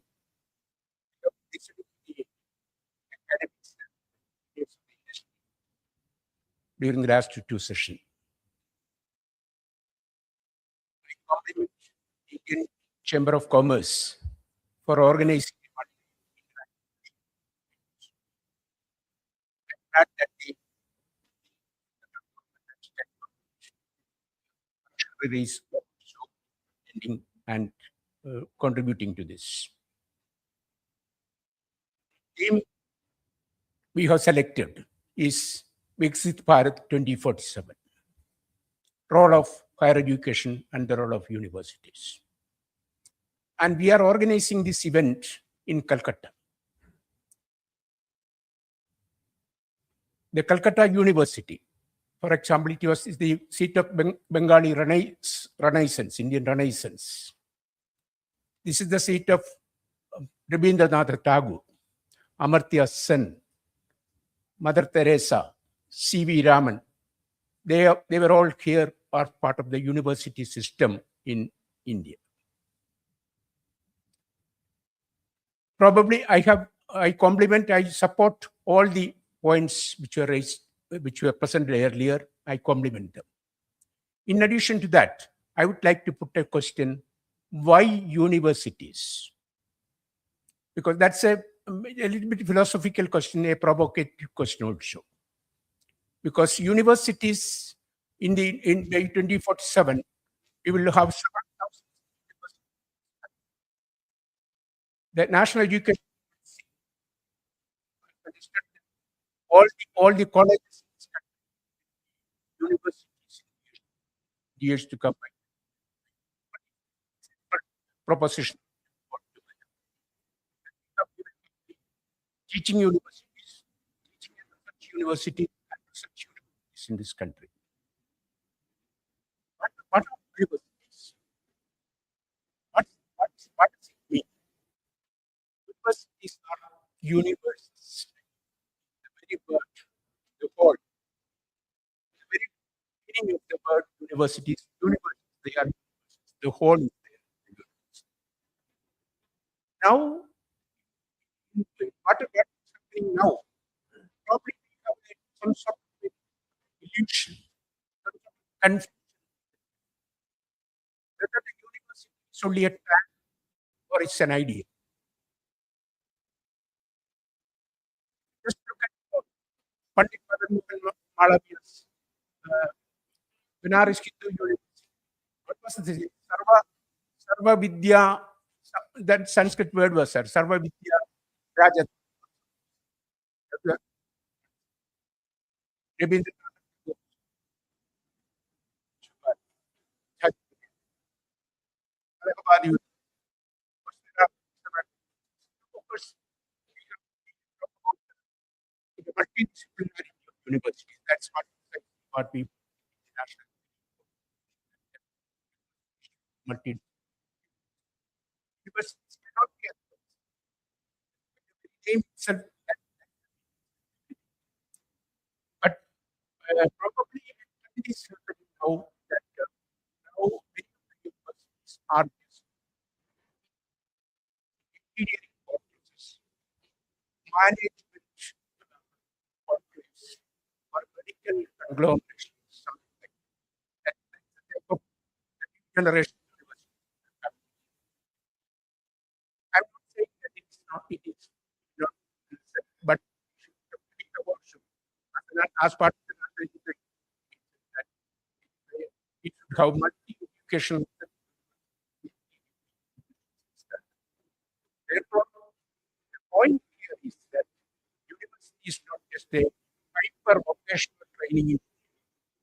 It's not a trade. It is not a trade. Definitely, we should have all these things. So, all these things. Just look at premier universities all over the world also. We have Oxford, Oxford, you will see all types of knowledge, whatever is there. For example, when we just discuss Banaras University, we say that everything under the sun, everything under the sun, all subjects are important in the so that tag of universities should probably we have to reclaim the soul of the university in an evolutionary process. No doubt of that they are universities and universities, not just vocational training, hyper vocational training. So this is something which we have to really concentrate. So from we have 50,000 colleges in this country. Of course, earlier speakers mentioned over 50,000 colleges in this country. We have 1,100 universities in this country. Out of which 600 universities are private, right? So the private sector, public and private universities. All the common. So when I started as an academic in 1971 in one of the universities in this country, there were only maybe less than 60, 70 universities in this country. And what we see is that every day these families come university, and all. But we should just look at how the concept of the university. Today morning, Professor Basu was mentioning of the Yadav. So we should just look at that. We should try to find out by 2057 how we can reclaim the soul of the universe. That is what we can do. We can do it. We have the human resources, we have everything. We imbibe technology, we absorb technology in the right. We see institutions with impact. We have our concept, our policy plan, policy plan for is really that is the thing with humanities. humanitarian approach. But when it comes to institutions introducing programs and all that in this country, even now, we can see that it's not a program, computer science program, large numbers, replacing civil engineering, all the other subjects and all that. But without mathematics, without fuzzy algebra, without physics, without neuroscience, without sociology, just an A. Can you think of just an AML program as all what only AML program as part of without without physics, without algebra, without calculus, we will not be able to we can make use of all the apps. We cannot be a wrapper. Actually, we can wrap apps and then we can definitely prosper yourself. That prosperity is in protection. Earlier speakers also mentioned that after 5 years, these technology is evolved after 5 years. But human mind, the basic education which is going to remain. If you just look at the university system, traditional university system in this country, were they not employed? They were serving the society. They were architects of the society. All of them. So we are just probably we are seeing some sort of a hyper vocationalization with the university concepts. Vocationalization has to be there, but the human elements, all these things should. The text and context has to be really looked into when it comes to the universities. Maybe my point is why university? Why put this question? Why universities? Yes, universities need to be there. We have to reclaim the soul of the universities, which probably we are going to lose in this country by way of hypervocation. The probably thing I am when a teacher. Of course, I visited several of these colleges also when I was in the National Council, when I was in with many of the colleges. Maybe all the other points fully endorse. Vocationalization is very important. Jobs are important, but we need workers. Definitely, we need workers. We also need architects of society. That is universal. We need workers. And if you have good architects of the society, we will have also workers. Thank you very much. I will calculate every one of you.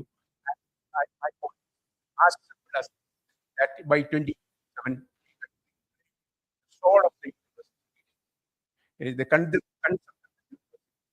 of strengthening the vocational also job and all these things are important. But knowledge is far more important. It's very important. And the multidisciplinarity, somebody will say the national education, multidisciplinarity is a Western concept, not at all. It's a purely Indian concept. Multidisciplinarity. When I PhD, Calcutta, look at any universities. You can see that the multidisciplinary was the soul of the system. Probably that we have to come. Of course, our government is working on that. IITs were asked to start humanities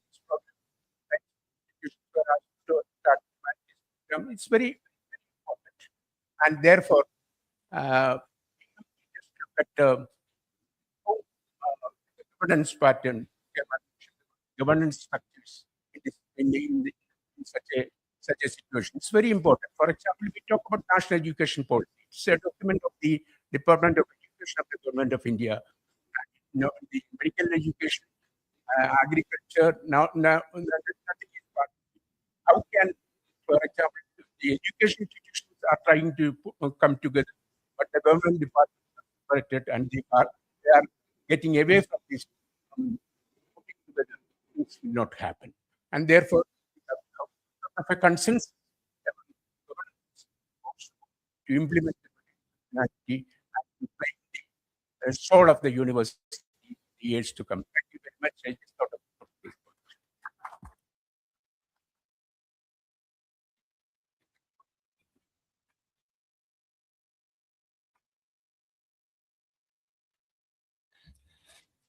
Thank you, Professor Pillai, for your insightful and informative address to our gathering. So now I would request Dr. Rajiv Singh, Director General, Indian Chamber of Commerce, to the brief welcome to our guests. Good afternoon. We are all meeting at a time when not the same uncertainties are cost. You have and last week we had big AI, which indicates we all need to pull up our pants. Education as a space cannot operate in isolation. And I think we need new thoughts, new initiatives. We need to do something different, which gives us the paper. It truly empowers us to champion those new things. Today we are truly on for his revolutionary ideas, who has the capability to think out of the box, and thinking is also a well-wisher. Let's welcome Mr. Sanjeev Sanyal on the stage. Please. We also invite our guests to join on the stage and participate in our special guest. Ms. Agarwal.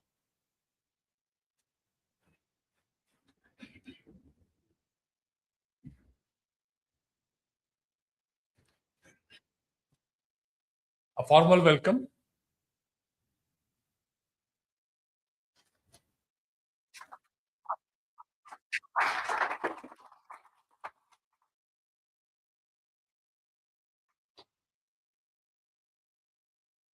I have also had some new thoughts and new ideas. Let's not all can we hand over the mic? Okay. May I now request to please? Thank you.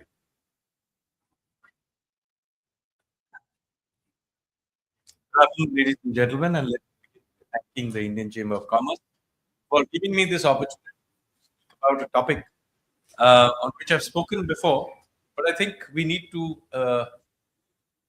really begin to invite some of the implications of the technologies that are now coming into the world and beginning to radically change the way we have to think about many sectors.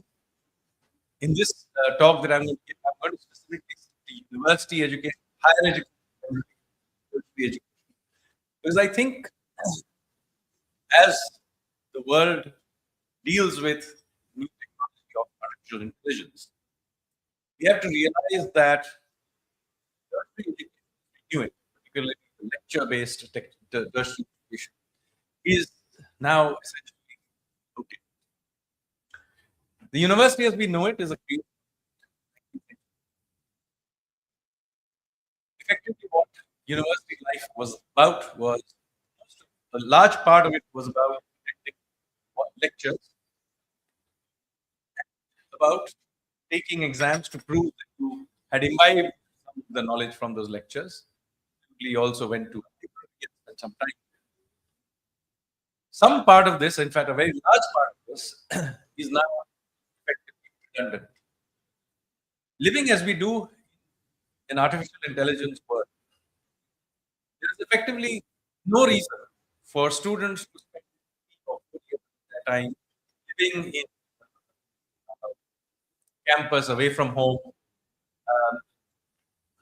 going through sitting on their bed. Not only that, they don't have to listen to whoever happens to be the lecturer in their particular college. They can listen to the best lecturers in the world in that niche topic. AI can then both answer the questions very often much better than a human can, and even test their level of comprehension. This simply cannot be replicated on a mass scale using the old lectures. Simply not possible and not needed even. I would tell you, this is not a problem. This is a massive opportunity for a country like India. So the point I'm making is, yes, we will certain areas for certain kinds, like for example, lab work, surgeon, presumably, motor skills. There will be activities where you need hands, but that does not require classrooms. It does not like need the huge universities of the fact we have been building so far. You can, in fact, even get labs and other spaces for interaction in much smaller scale and rent them out as required to students as they come by. You don't have to pay high fees, or in the case of where the government subsidies provide massive amounts of resources to educate a tiny number of people in a world where essentially knowledge is. What we have here is an Eklavya syndrome. We're creating an artificial shortage where there is none. After all, if we have created, spent some money creating top-notch lectures, there is no incremental cost to providing it free to everybody. Not just that, artificial intelligence can translate it into any language you want, pretty much costless, and deliver it anytime you want, and allow you to study subject in any combination you want at your own pace.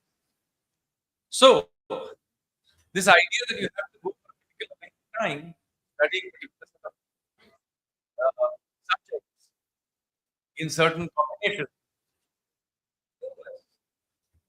If I can finish my undergraduate degree in subject X in 6 months, that's my good luck. If I can simultaneously be doing 3 other degrees, that's also my good luck. Or maybe later in life, I decide that I want to be an accountant. Well, why not? There is no incremental cost. There is for providing that information. Or, for the most part, not all, but for the most part, to test your proficiency in this. So, what should universities do going forward? Well, there are other things. First of all, universities of the future will basically be focused on research. Why take professors very often they have spent years doing PhDs in certain subjects. They are high human capital, presumably. Why use them to deliver the same lecture every year when they could be expanding the frontiers of knowledge? So the first thing that universities now focus on is research. Secondly, yes, you will need certain spaces where you can allow for lab work, for experiential learning of various kinds. That activity can be done, and it does not need the kinds of facilities we are building. Much more limited facilities made available on campus or some other means can be easily done. It dramatically lowers the cost of delivering tertiary education, and that is something that we will continue to do. The third is testing for proficiency. So different universities can have different testing for proficiency. There may be some people who like the traditional exam setup. Some universities will provide that. Some may prefer to do it in some other means to test proficiency. Some may do it the old way through maybe a exam type system done in person, which is also okay.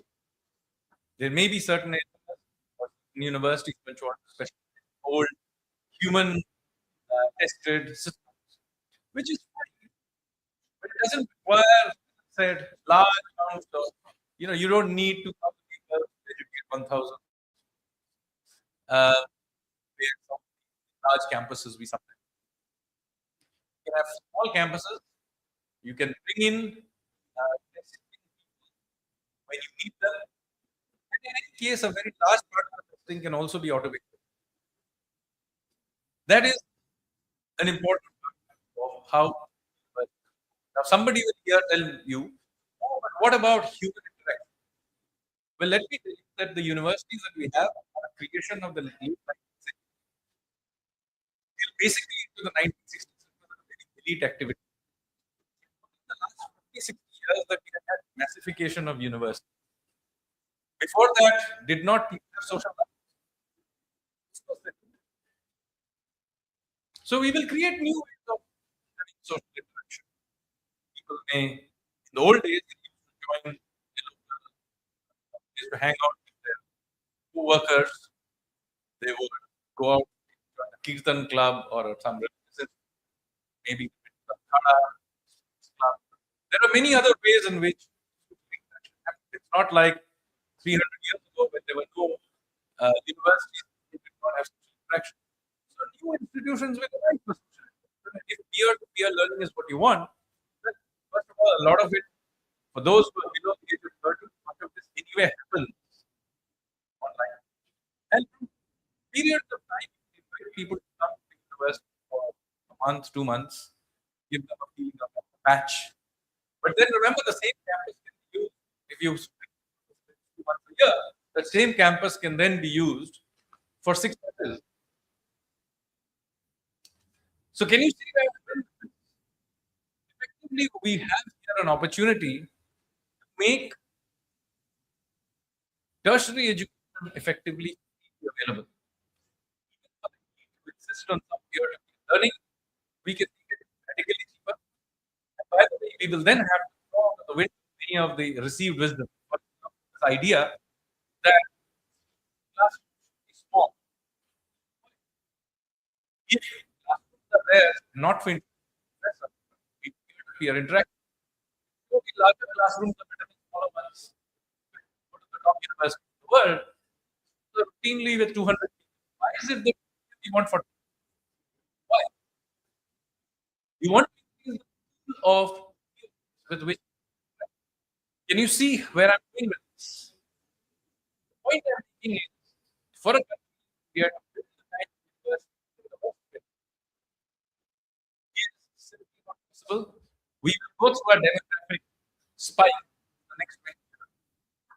At the end of it, on the other side of it, our population will also shrink. We will need at least 20 years to build the university. Wait for them. Let us leverage our existing infrastructure, max it out for the demographics. We can't wait. AI provides us a way of doing this. And yes, it provides us a way of doing it using any language we want, any combination we want, and allowing for another very important thing, which is we need to be able to encourage the next generation to work while they study. This is again an important part of the history of how they were to start with elite activity.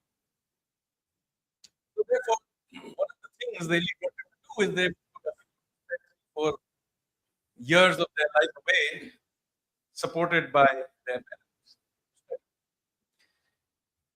This is not feasible for most people, and in fact, also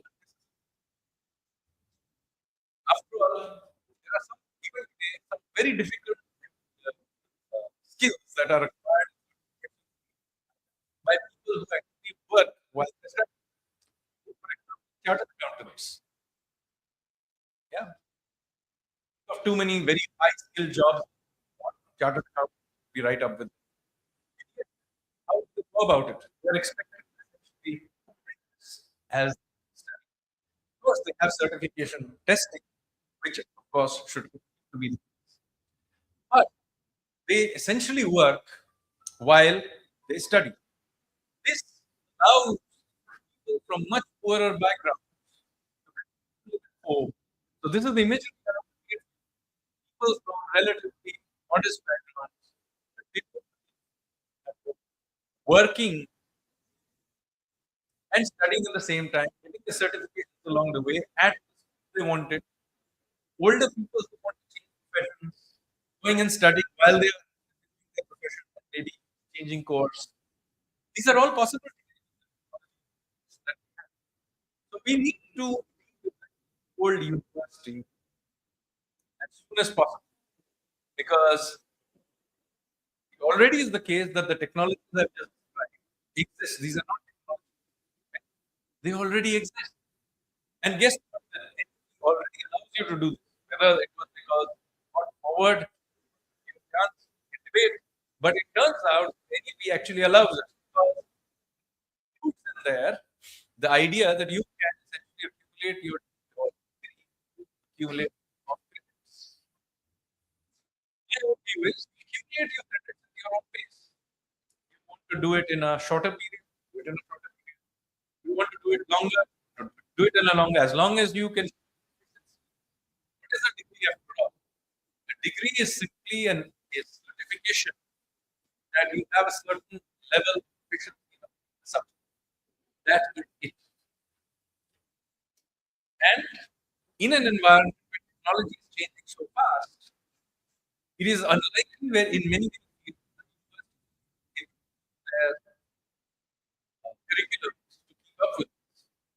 So in fact, you may find that a person working in industry, those students may have actually in many fields be at the closer to the cutting edge than the curriculum they are studying.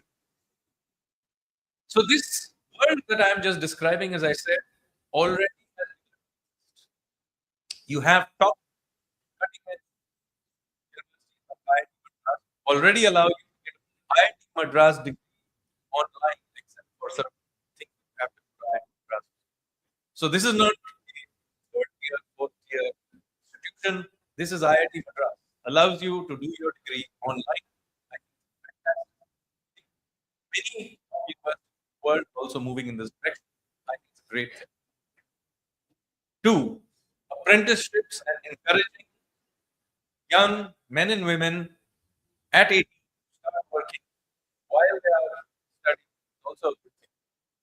Please encourage the next generation to do that because, quite frankly, the next generation of jobs will be in areas that we do not even know.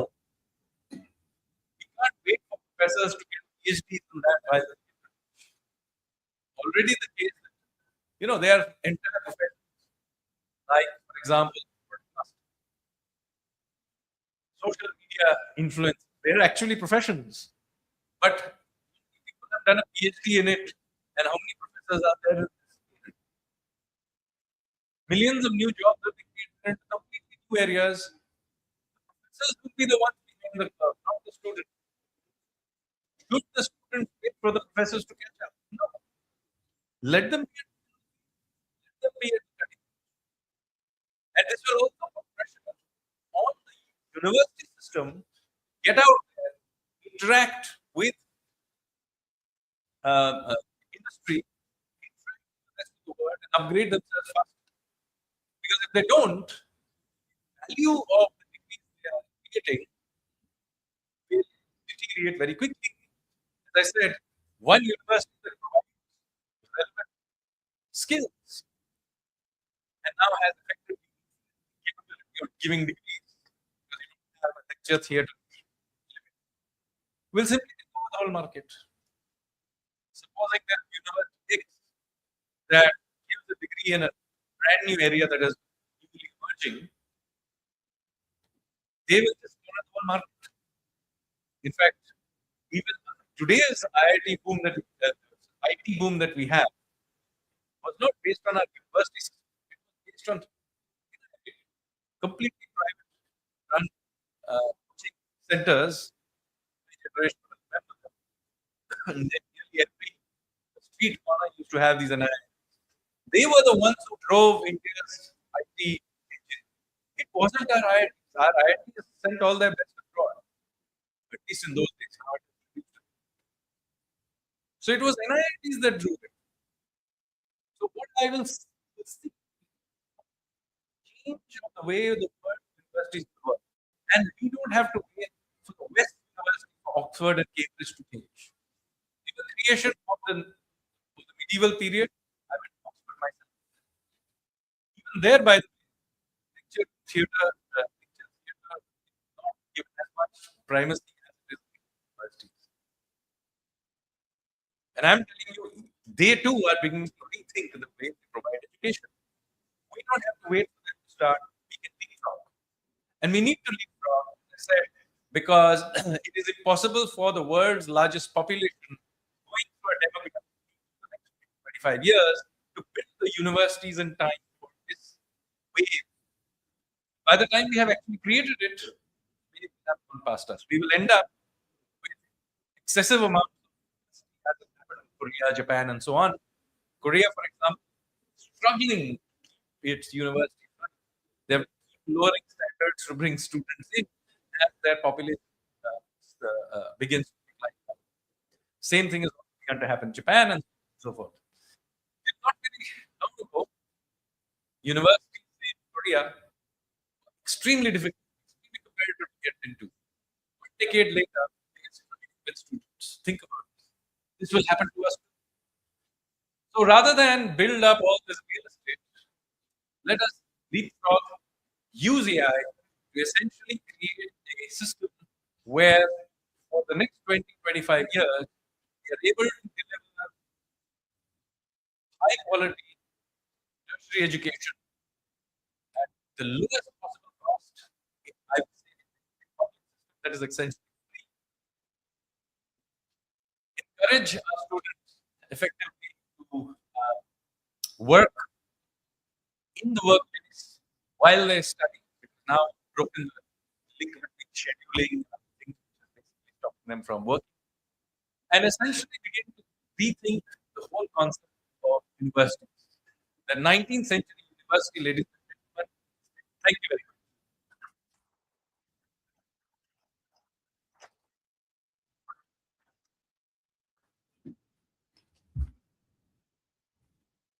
And the beginning itself, I told you that you'll get some revolutionary thoughts, and exactly that's what taking the one or two comment questions can the mic, because what we have just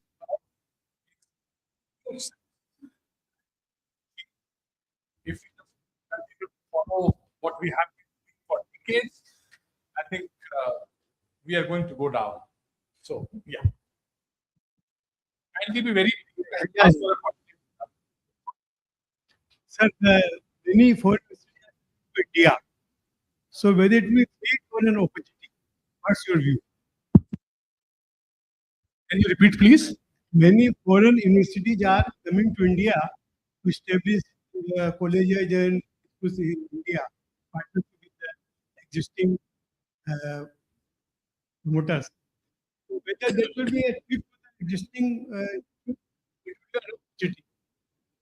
So obviously, we continue to live in a globalized world, despite what people may say. We are, in other spheres of activity like trade, etc. We're signing free trade agreements, etc.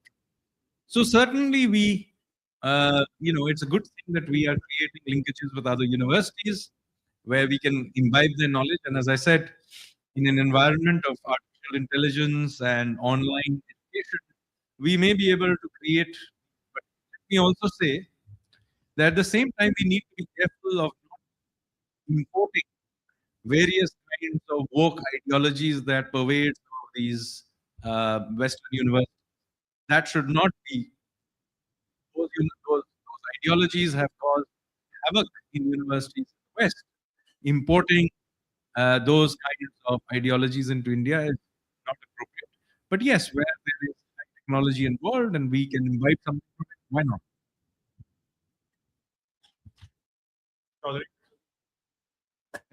So my name is from So, while I really agree with that students start during their college area, college period, as I'm one who did myself.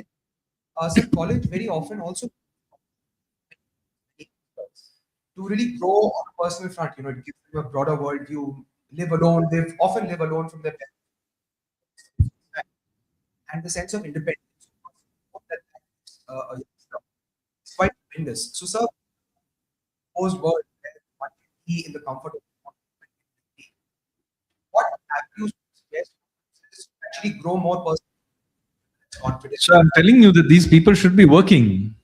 I'm not saying you sit at home. The degree part of their lives is done at home.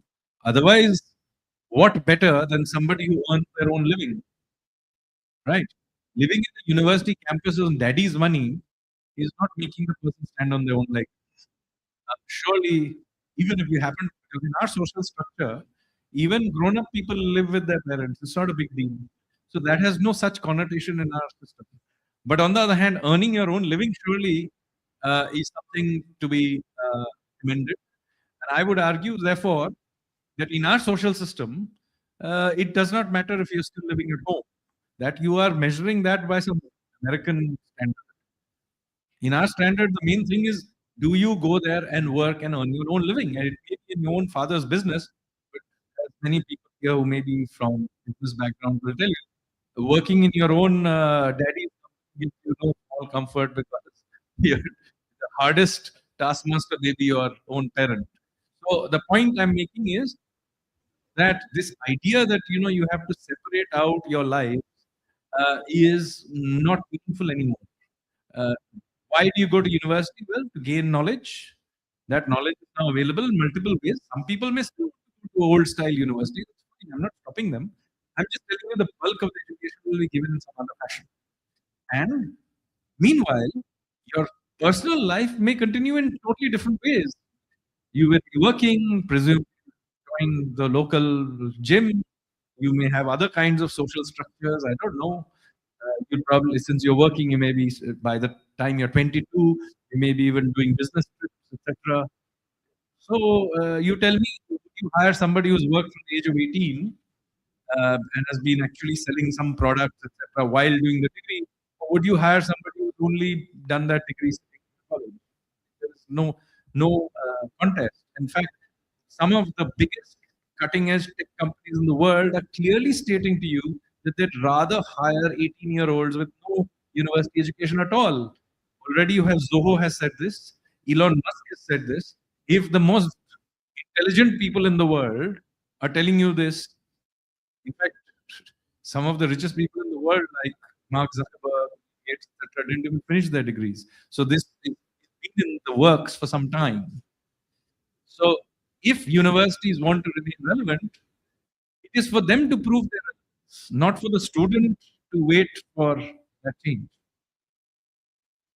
Thank you. This question was. Madam, please. Then we can. Yeah, I'll have to end this with the last question. Yeah. Madam, the last one. It was extremely interesting to hear, sir. I'm a teacher in the Computer Science Engineering Department of Heritage Institute. I want to hear your view on we are actually living in the world that you just described. And in a world where online education becomes more available, accessible, I would like to hear your views on what the evaluation of should concentrate on what evaluation in such a system should focus on. So first of all, I think there'll be a multiplicity of evaluation systems that will work. Some will continue to be human, and I think depending on your area, that may be important. Some part of it will go online. There'll be various hybrids that will emerge. My own sense is that over a period of time, we'll find new ways of. There'll be a period of churn, but I think over time you will discover that some of them are better than others. I don't think I can ex ante prove which one will work. My own guess is that it will be ultimately driven by what employers think is a worthwhile certification. So supposing I am an employer and I discover that XYZ kind of certification has worked In the past, when I have hired somebody with that certification, they fitted the bill. Those certifications will work. Reputation will be the driving force of this because it's a fluid situation. I don't think I can predict exactly how this will work out. And as I said at the beginning, I think we will continue in certain areas to have a pure human-driven system. Some cases will be go mostly online, and many cases will be hybrid. You'll have to stop right now and you'll have to go somewhere. Absolutely.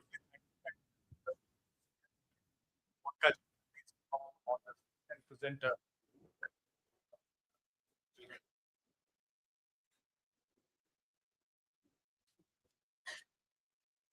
what that represents is the achievement of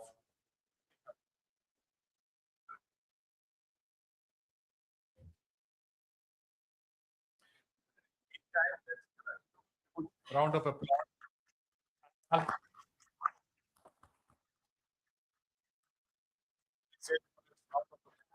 Thinking, don't need to wonder, and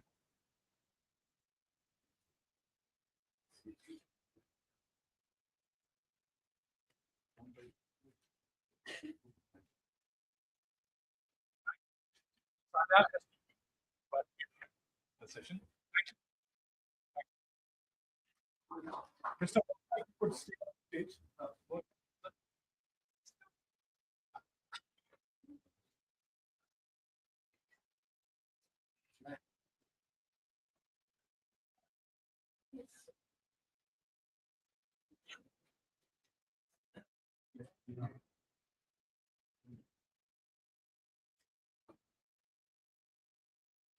We are not taking any break. The session will continue. Just allow us to request the next speaker.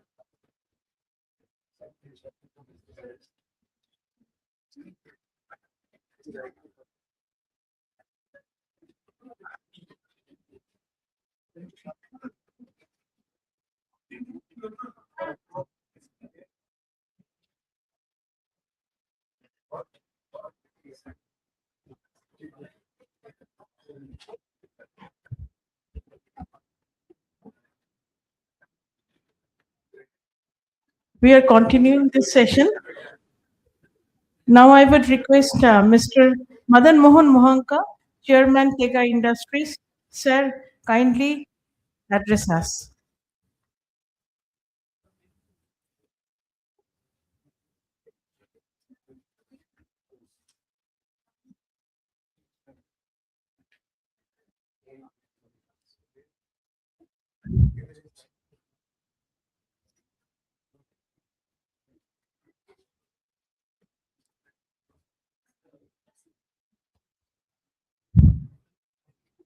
Good afternoon, everyone.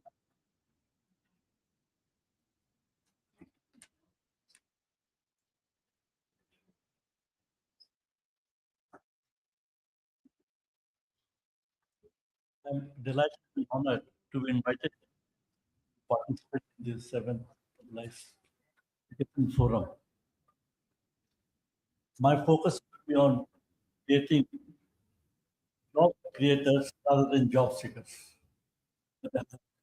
in the country to meet the target of Bharat in 2040.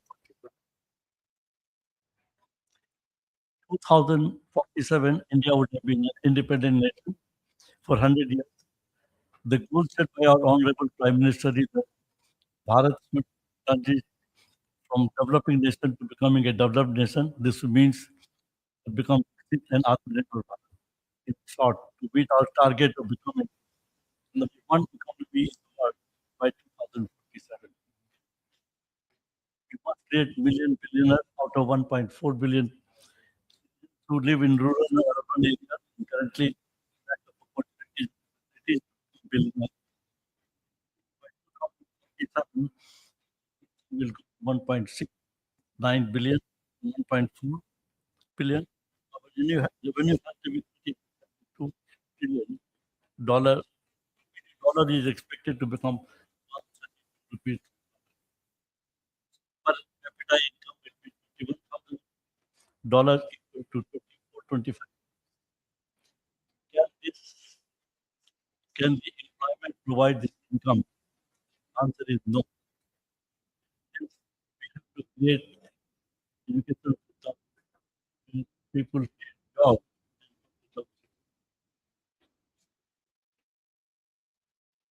Viksit Bharat performance cannot be measured by per capita income. It requires overall growth of various groups of people.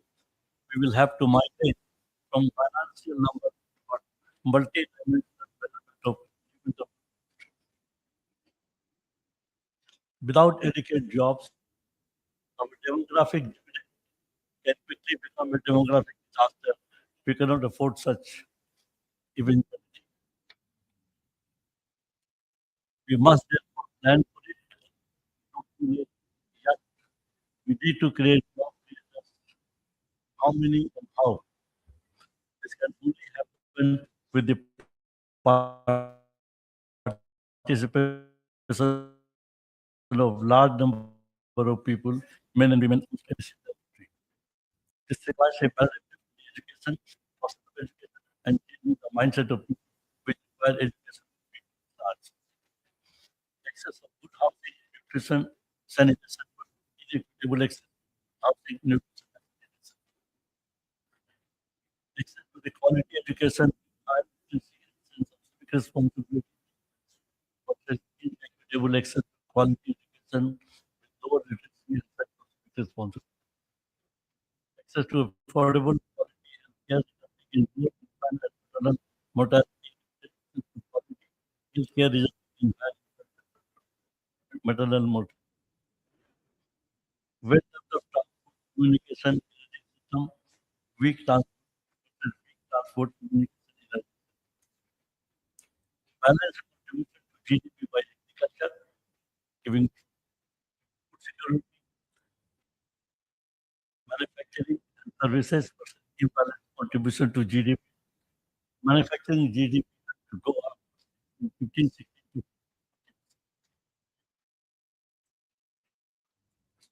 job opportunities, equitable wages, insufficient job opportunities, extremely large disparities.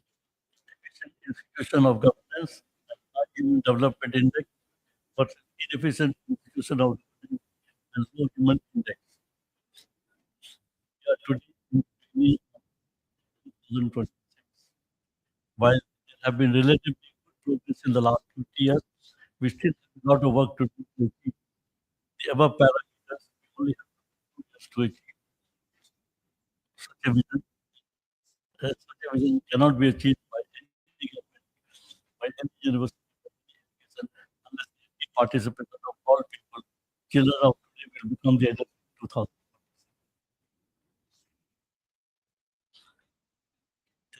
2047 is the future of today's children, involving children in the journey making Bharat Viksit. How to involve children, how to make changes in their education and youth. If you want to make any change at the university, you have to build that because of this. Present education policy says no teaching, but helping people to learn, changing learning pedagogy by facilitating them to learn. The process is the education policy does not answer how we do it, but the key method of teaching is one of the. In my life, I choose to be an entrepreneur. Center of entrepreneurship played the most important role in my development. As a student at the Indian Institute of Management, Ahmedabad, I was introduced to the power of this method of learning. I believe this is the best method of learning for entrepreneurs. The idea of wisdom is gained through personal experience and reflection rather than instruction. It transforms students from passive recipients of knowledge to active participants in their learning journey.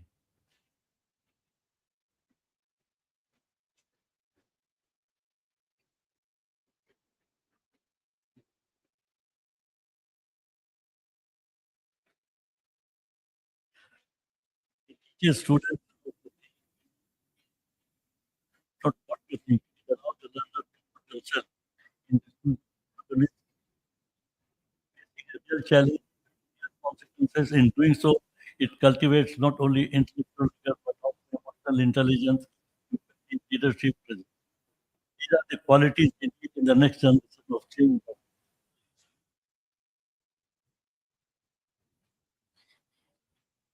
In short, by using the case method to teach children education and at the high level both, education will no longer be limited to literacy, rather than it will be about community, conversation, and capability building.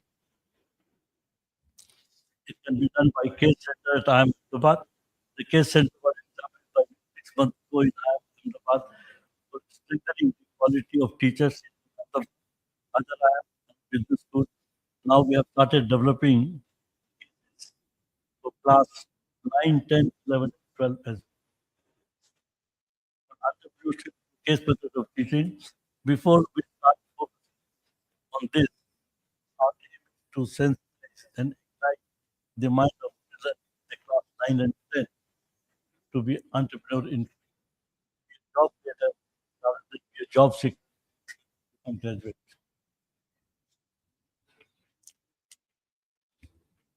Here are some of the skills that must be taught to these cases.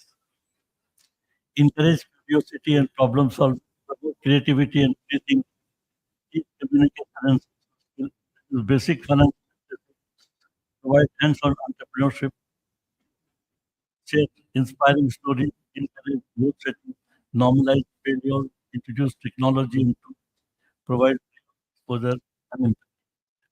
Only that when they finish their graduation, they decide to go either for higher studies or post-graduation or take a job or start an enterprise of their own. Higher emphasis to be given to teach entrepreneurship instead of teaching in undergraduate, not only in alternative is the most challenging and difficult to think of start. We not only have to sensitize children, but we also have to educate that take the third alternative in their own enterprise rather than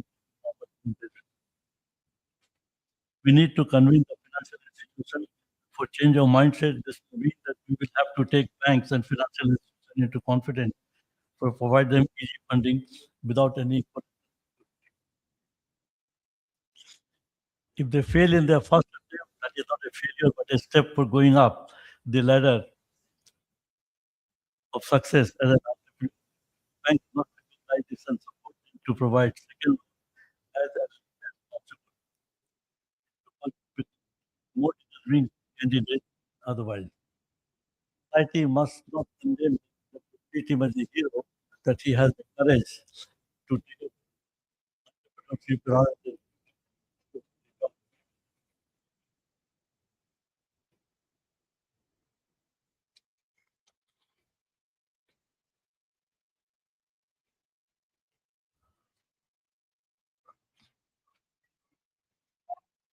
there will be failure of time to an entrepreneur.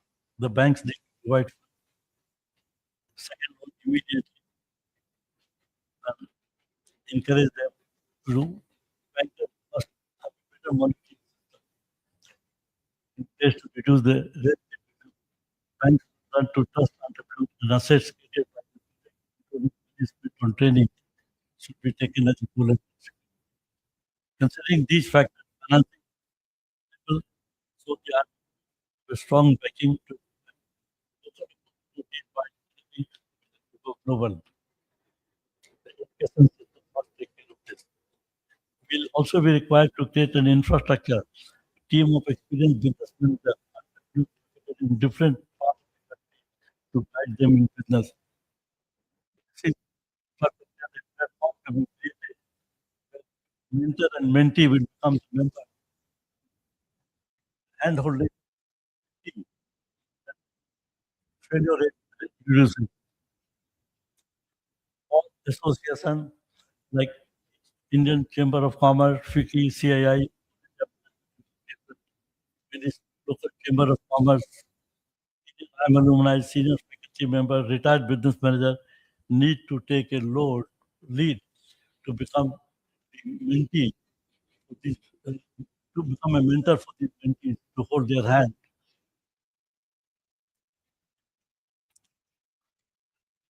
We also need to encourage them to start more manufacturing business because that is what will provide employment to people. We want to focus on the digital business. We need to create employment under people as well.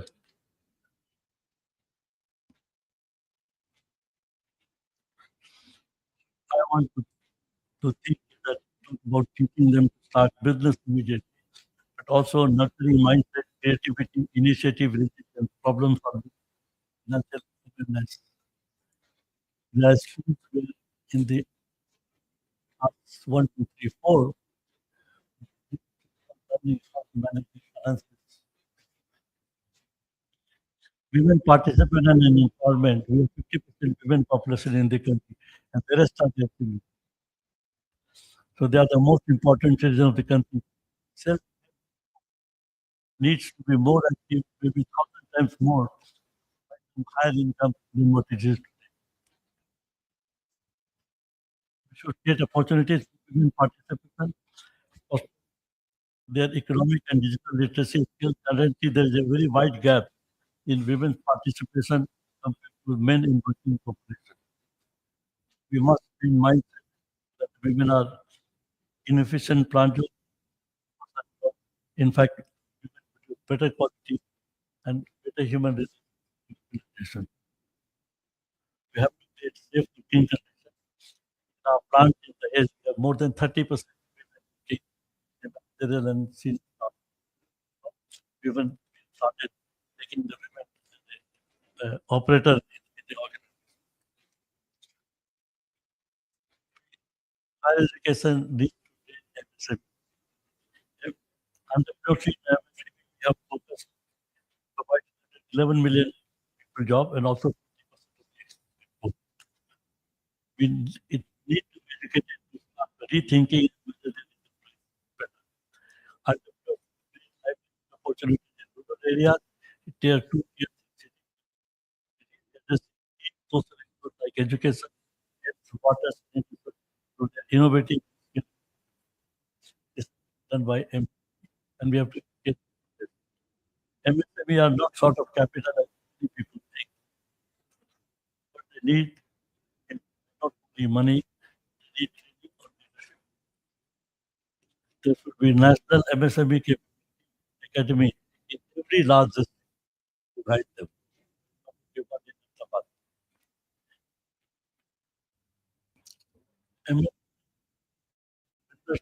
Platform is important to help the entrepreneur in the tier 2, tier 3 cities, and especially those who are engaged in the cottage industry and small scale industry to guide them to compete and large.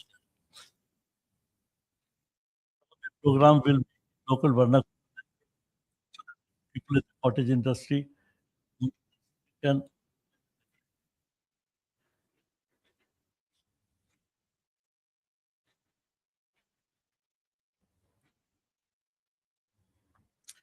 have been a wide coverage in the media and professional bodies. Some recommendation at a higher level non-financial regulatory reforms to micro, small scale and medium scale industries have been recommended. They are both welcome. I think some as well. They effort to simplify the process, reduce time, cost, human energy spent on regulation and compliance is welcome. However, anything that potentially innovates a small scale company desire and ability to scale up is worrisome. We need to encourage them to grow and scale up the compliance. MS able to expand revenue, invest, acquire productivity, and improve market size. Board meeting, financial discipline that to access capital, and unlike example, which will be short term relief for the pay. Our approach will be to encourage growth. MSME requires supportive economic system, digital tools, good governance, incentive for scaling up, so that they can contribute to the economy. Higher education in the country must be able to take care of this education at large. They are the ones who will create wealth faster than anybody else will do to meet the target 2047.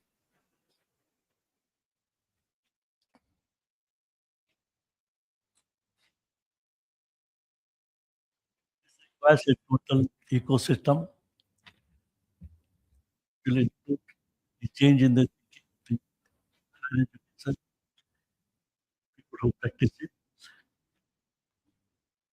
There could be many ways for the target of Viksit Bharat.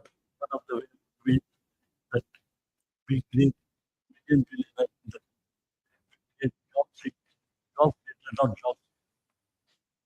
By creating sustaining an entrepreneurial ecosystem born out of the case study method of teaching should be made available to the school by the senior educationists and undergraduate students by encouraging women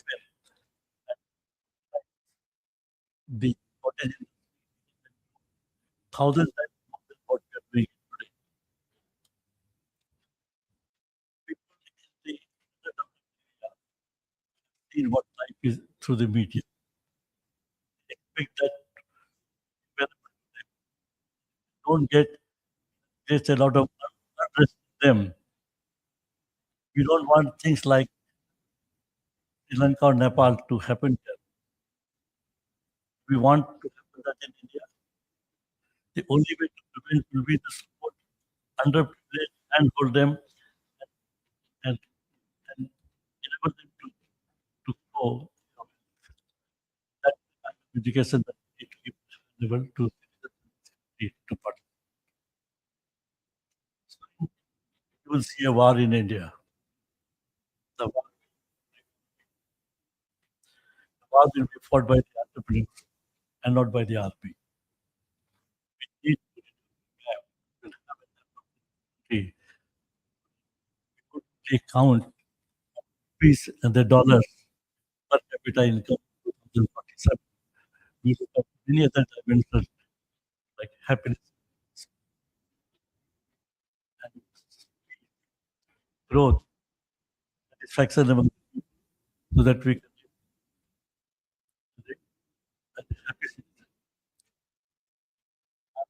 years, I've created a mission in my life to create millionaires.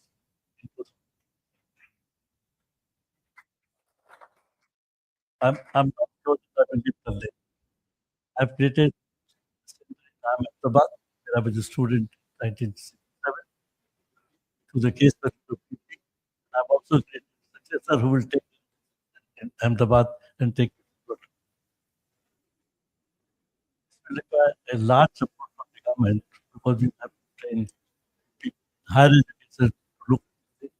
My request to Rajiv would be teach your members to extend their hand, not only look at their personal wealth, look at what they can do for the people in this country.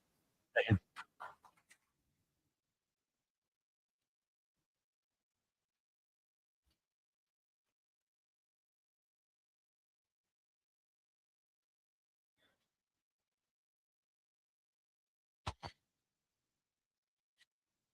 We are immensely happy and honored to have our chief guest, Dr. Shubhanta Majumdar, Honorable Indian Minister of State for Education, Government of India, is with us today.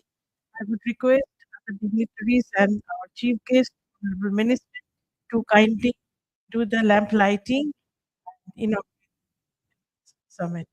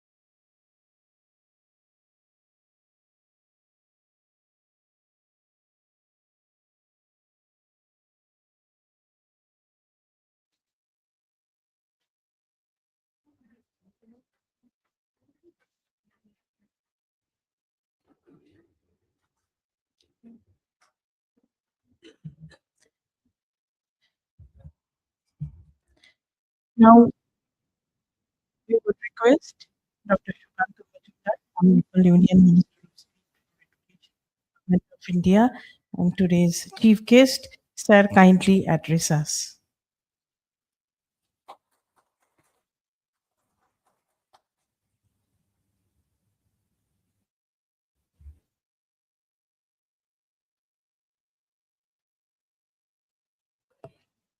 Namaskar and very good afternoon to all of you. Today, in this gathering, we have Sri Sanjeev Sanyal ji is outside. So, as you know, he's the economic advisory member of Economic Advisory Council of Honorable Prime Minister of this country. We have Ms. Julia Martin, French Language and Education Attaché, French Embassy. We have Madan Mohan Kaji, just he has spoken before me, Chairman of Tega Industries. Then we have Professor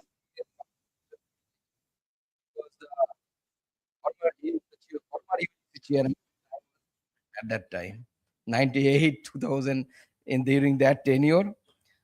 And we have Mr. Pradeep Agrawal ji, the member ICC.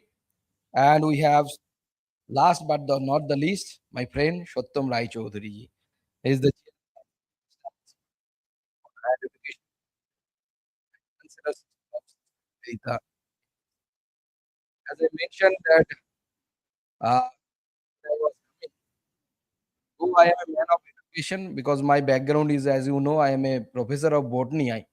I used to teach in a university which is known as Gaurubanga University, and very controversial university also, because several things happened. So I don't want to mention those things here. But I'm not a man of economics. But lots of people, those gathered here, mostly they are background is either finance or economics. So I would like to try to concise myself within a few headings or few parts. So first part is the foundation. So as it is a great privilege for me that you have invited me as a chief guest. As maybe I am the MOS, the Minister of State in the Government of India, and looking at higher education. First of all, I extend my warm congratulations to Indian Chamber of Commerce for organizing this prestigious summit with consistent commitment and intellectual seriousness. That is the most important. The theme, reimagining higher education with Bharat, at the rate 2047, transforming government for governance, curriculum, and talent for global knowledge era. This is the theme of today's talk. And I feel that it resonates deeply with the mission entrusted by the Honorable Prime Minister of this country, the Ministry of Education, when he envisioned India as a big Bharat 2047 on the centenary of our independence.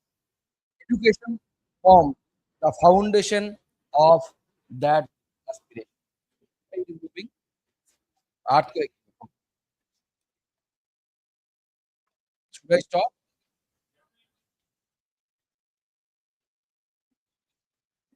Don't worry, nothing will happen.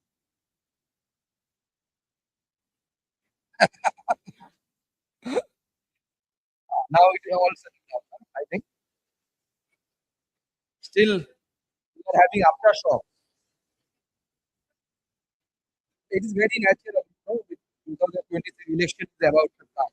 So that's why it is shaking in this day.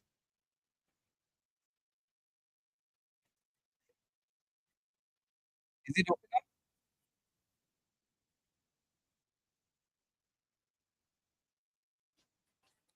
Now I should continue. The first part, as I mentioned, that our talk will be divided into four parts. Whenever we talk about education, the first thing is the foundation. And education means education, which is a dynamic thing, which always changes with the time. And the main thing, the foundation, what we call that is the 2020. Any serious conversation about transforming Indian higher education must begin with the National Education Policy 2020, the most comprehensive reimagination of our education system in over 3 decades. Conceived under the visionary leadership of our Honorable Prime Minister, NEP 2020 dismantled the rigid barriers between the disciplines, enabling multidisciplinary learning across the science, humanities, arts, and social sciences.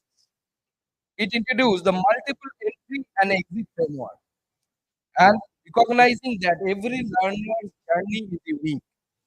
The academic bank of credits institutionalized flexibility, allowing students to accumulate and transfer credit across the institution, a reform which was unimaginable at the earlier. Beyond the structural reform, NEP 2020 is about holistic development, nurturing critical thinking, creativity, ethical grounding, and capacity to contribute meaningfully to the society. This philosophy now guides our higher education reforms and the second part, Dikshit Bharat and Shiksha Adhishtan Bill 2025, a new architecture for governance. As you know, it has been introduced very recently in December 2025. The Government of India introduced this bill in Parliament, a significant reform in higher education governance. This legislation establishes a new apex regulatory body, the Viksit Bharat Shiksha Adhishtan, replacing fragmented regulators with a unified technology-driven framework covering all higher educational institutions across the country. The most transformative aspect of this bill is the shift from inspection to trust, from suspicion to transparency and accountability. Institution will make comprehensive public disclosure through digital platforms.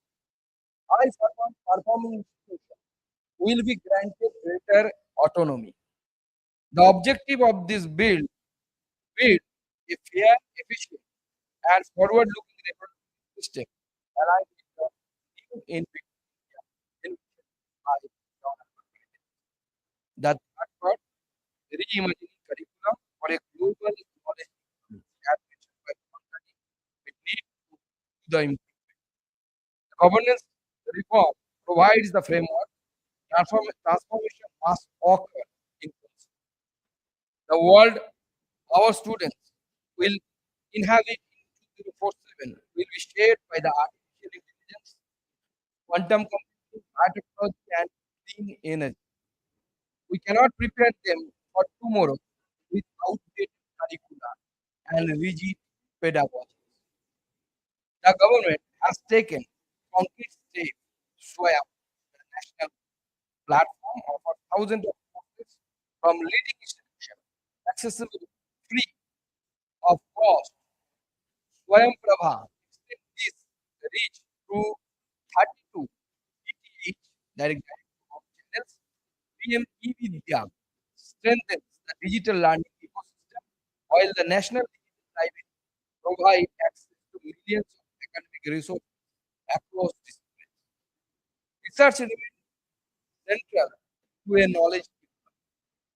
Anusandhan National Foundation, in short ANRF, support research and innovation across the higher education, including state and private. The PM Research Fellow Scheme continues to nurture India's brightest doctoral talent and build future-ready research capacity nationwide. The fourth part, the talent industry linkage and the road to Viksit Bharat at the relevance in this defining challenge in higher education, bridging the gap between the academic outcomes and the national value. The PM internship scheme creates structural pathways for the real world exposure. The National Apprentice Program schemes like links learners to industry in a formal and credentialated manner. Technology business incubator research parks and the Atal Innovation Mission foster ecosystem and academic ideas translated into enterprise. With the Study in India program, India is positioning itself as a global education destination, particularly for the students from the global south. The vision is not isolation, but global integration and intellectual exchange. My dear friend, Vikshit Bharat at the rate 047 is not just a slogan. It is a national commitment. The Prime Minister has emphasized that education is not welfare expenditure, but a strategic national investment. Every reform, every curriculum design, and every research initiative strengthens India's long-term competitiveness and prosperity. The government will continue building enabling framework and partnership, but transformations requires collective leadership. Vice Chancellor must redesign the program in dialogue with industry. Gap between the industry and the minimized. The industry leaders must act as co-creator of talent ecosystem. I also take this moment to acknowledge the unique role of Bihar and Kolkata have always played in the India's intellectual life, beginning from the Rabindranath Thakur to the recent Amartya Sen or maybe so lots of luminaries are there. We have provided this and has provided this great country world. This spirit of inquiry is precisely what we seek to nurture at the national. India's demographic is real but time bound. To transform our higher education into a global knowledge powerhouse. Let us seize it together with urgency, ambition, and unwavering resolve.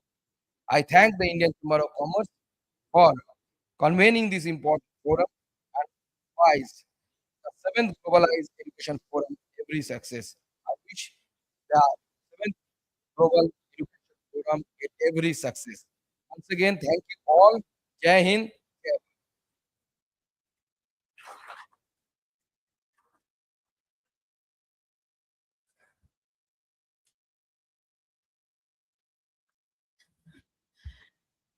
Thank you, Honorable Minister, for your inspiring address to us. Now I would request Dr. Rajesh Singh, Director General, Indian Chamber of Commerce, to propose the vote of thanks.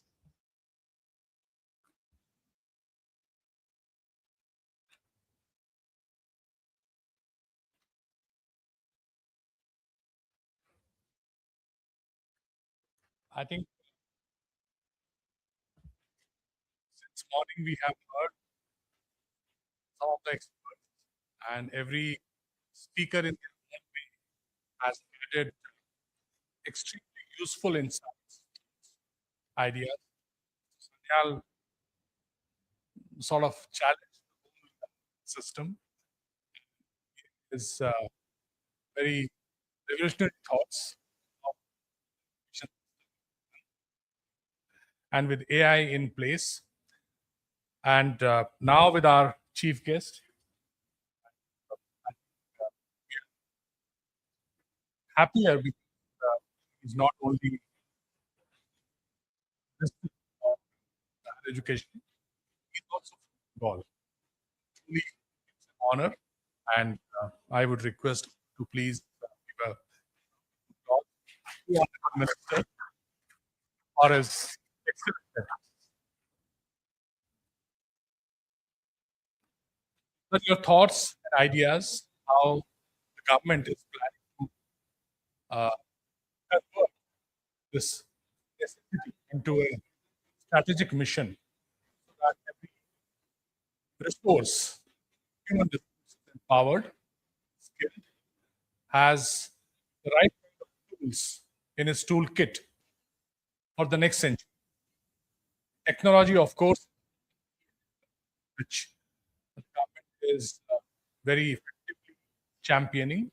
Just witnessed a hugely successful AI Impact Summit in Delhi, which has really opened our eyes. I think entire globe has taken a note the kind of work Indian startups are doing, and of course, this has given a platform to youngsters, and of course, from education space also to look at how to embrace. So I'm sure that your vision, being there, leading front, especially in the education space, we will see very, very positive developments, and the football will not be left from that. There is a famous saying that all things today, the world is tomorrow. I think now we need to move it also what West Bengal does. So it's not only about having ideas, also how to, and that is where the partnership model has to work. It can be. I think all of us people want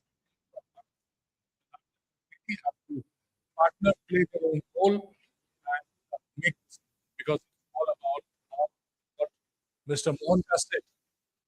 If we really want shared growth, we all partner together who really can make the difference. Look at masses, employment, jobs, and let there be shared prosperity. I would like to invite our on this also Mr. Wal, other guests. First, felicitate Mr. Roy.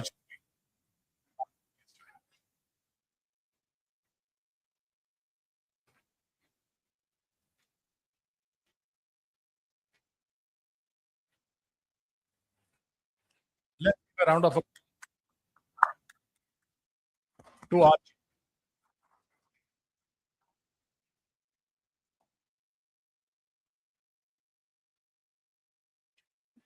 May I also invite Professor Pillai, Mr. Mohan Kaji, and Miss Julia Martin to join us on the stage.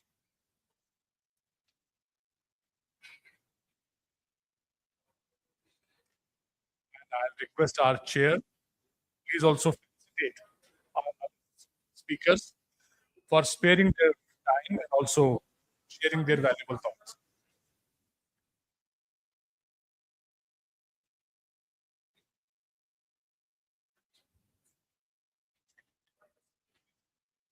So,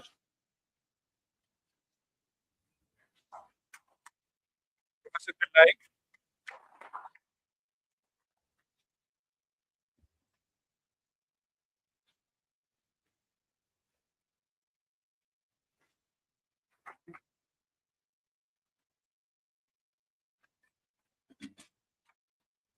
and then industry stalwart Mohan Kaji. आपले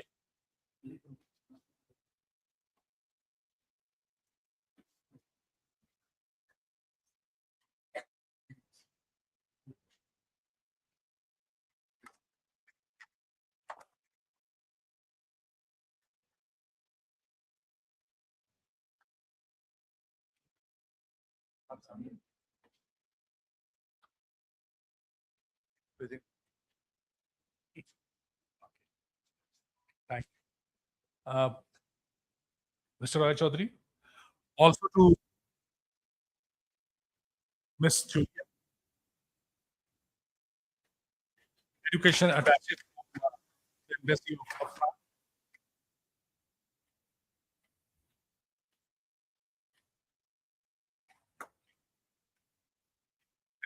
So, compliment to Miss Julia, entire Europe. It's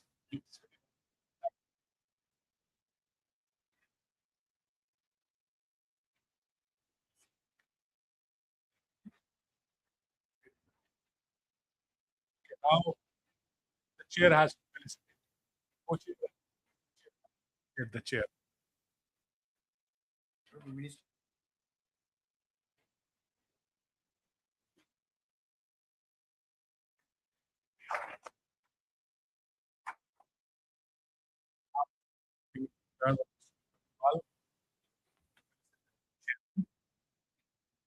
Of the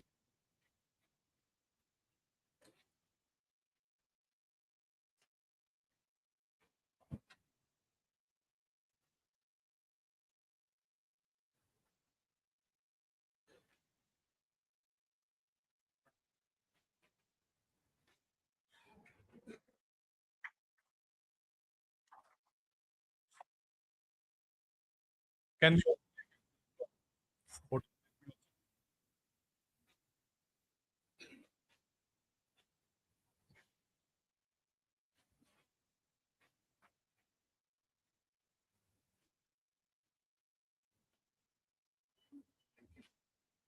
thank you. So, once again, big thank you to our chief guest, Dr. Sukhanto Majumdar, Honorable Union Minister. And with this, we will break for lunch. Thank you.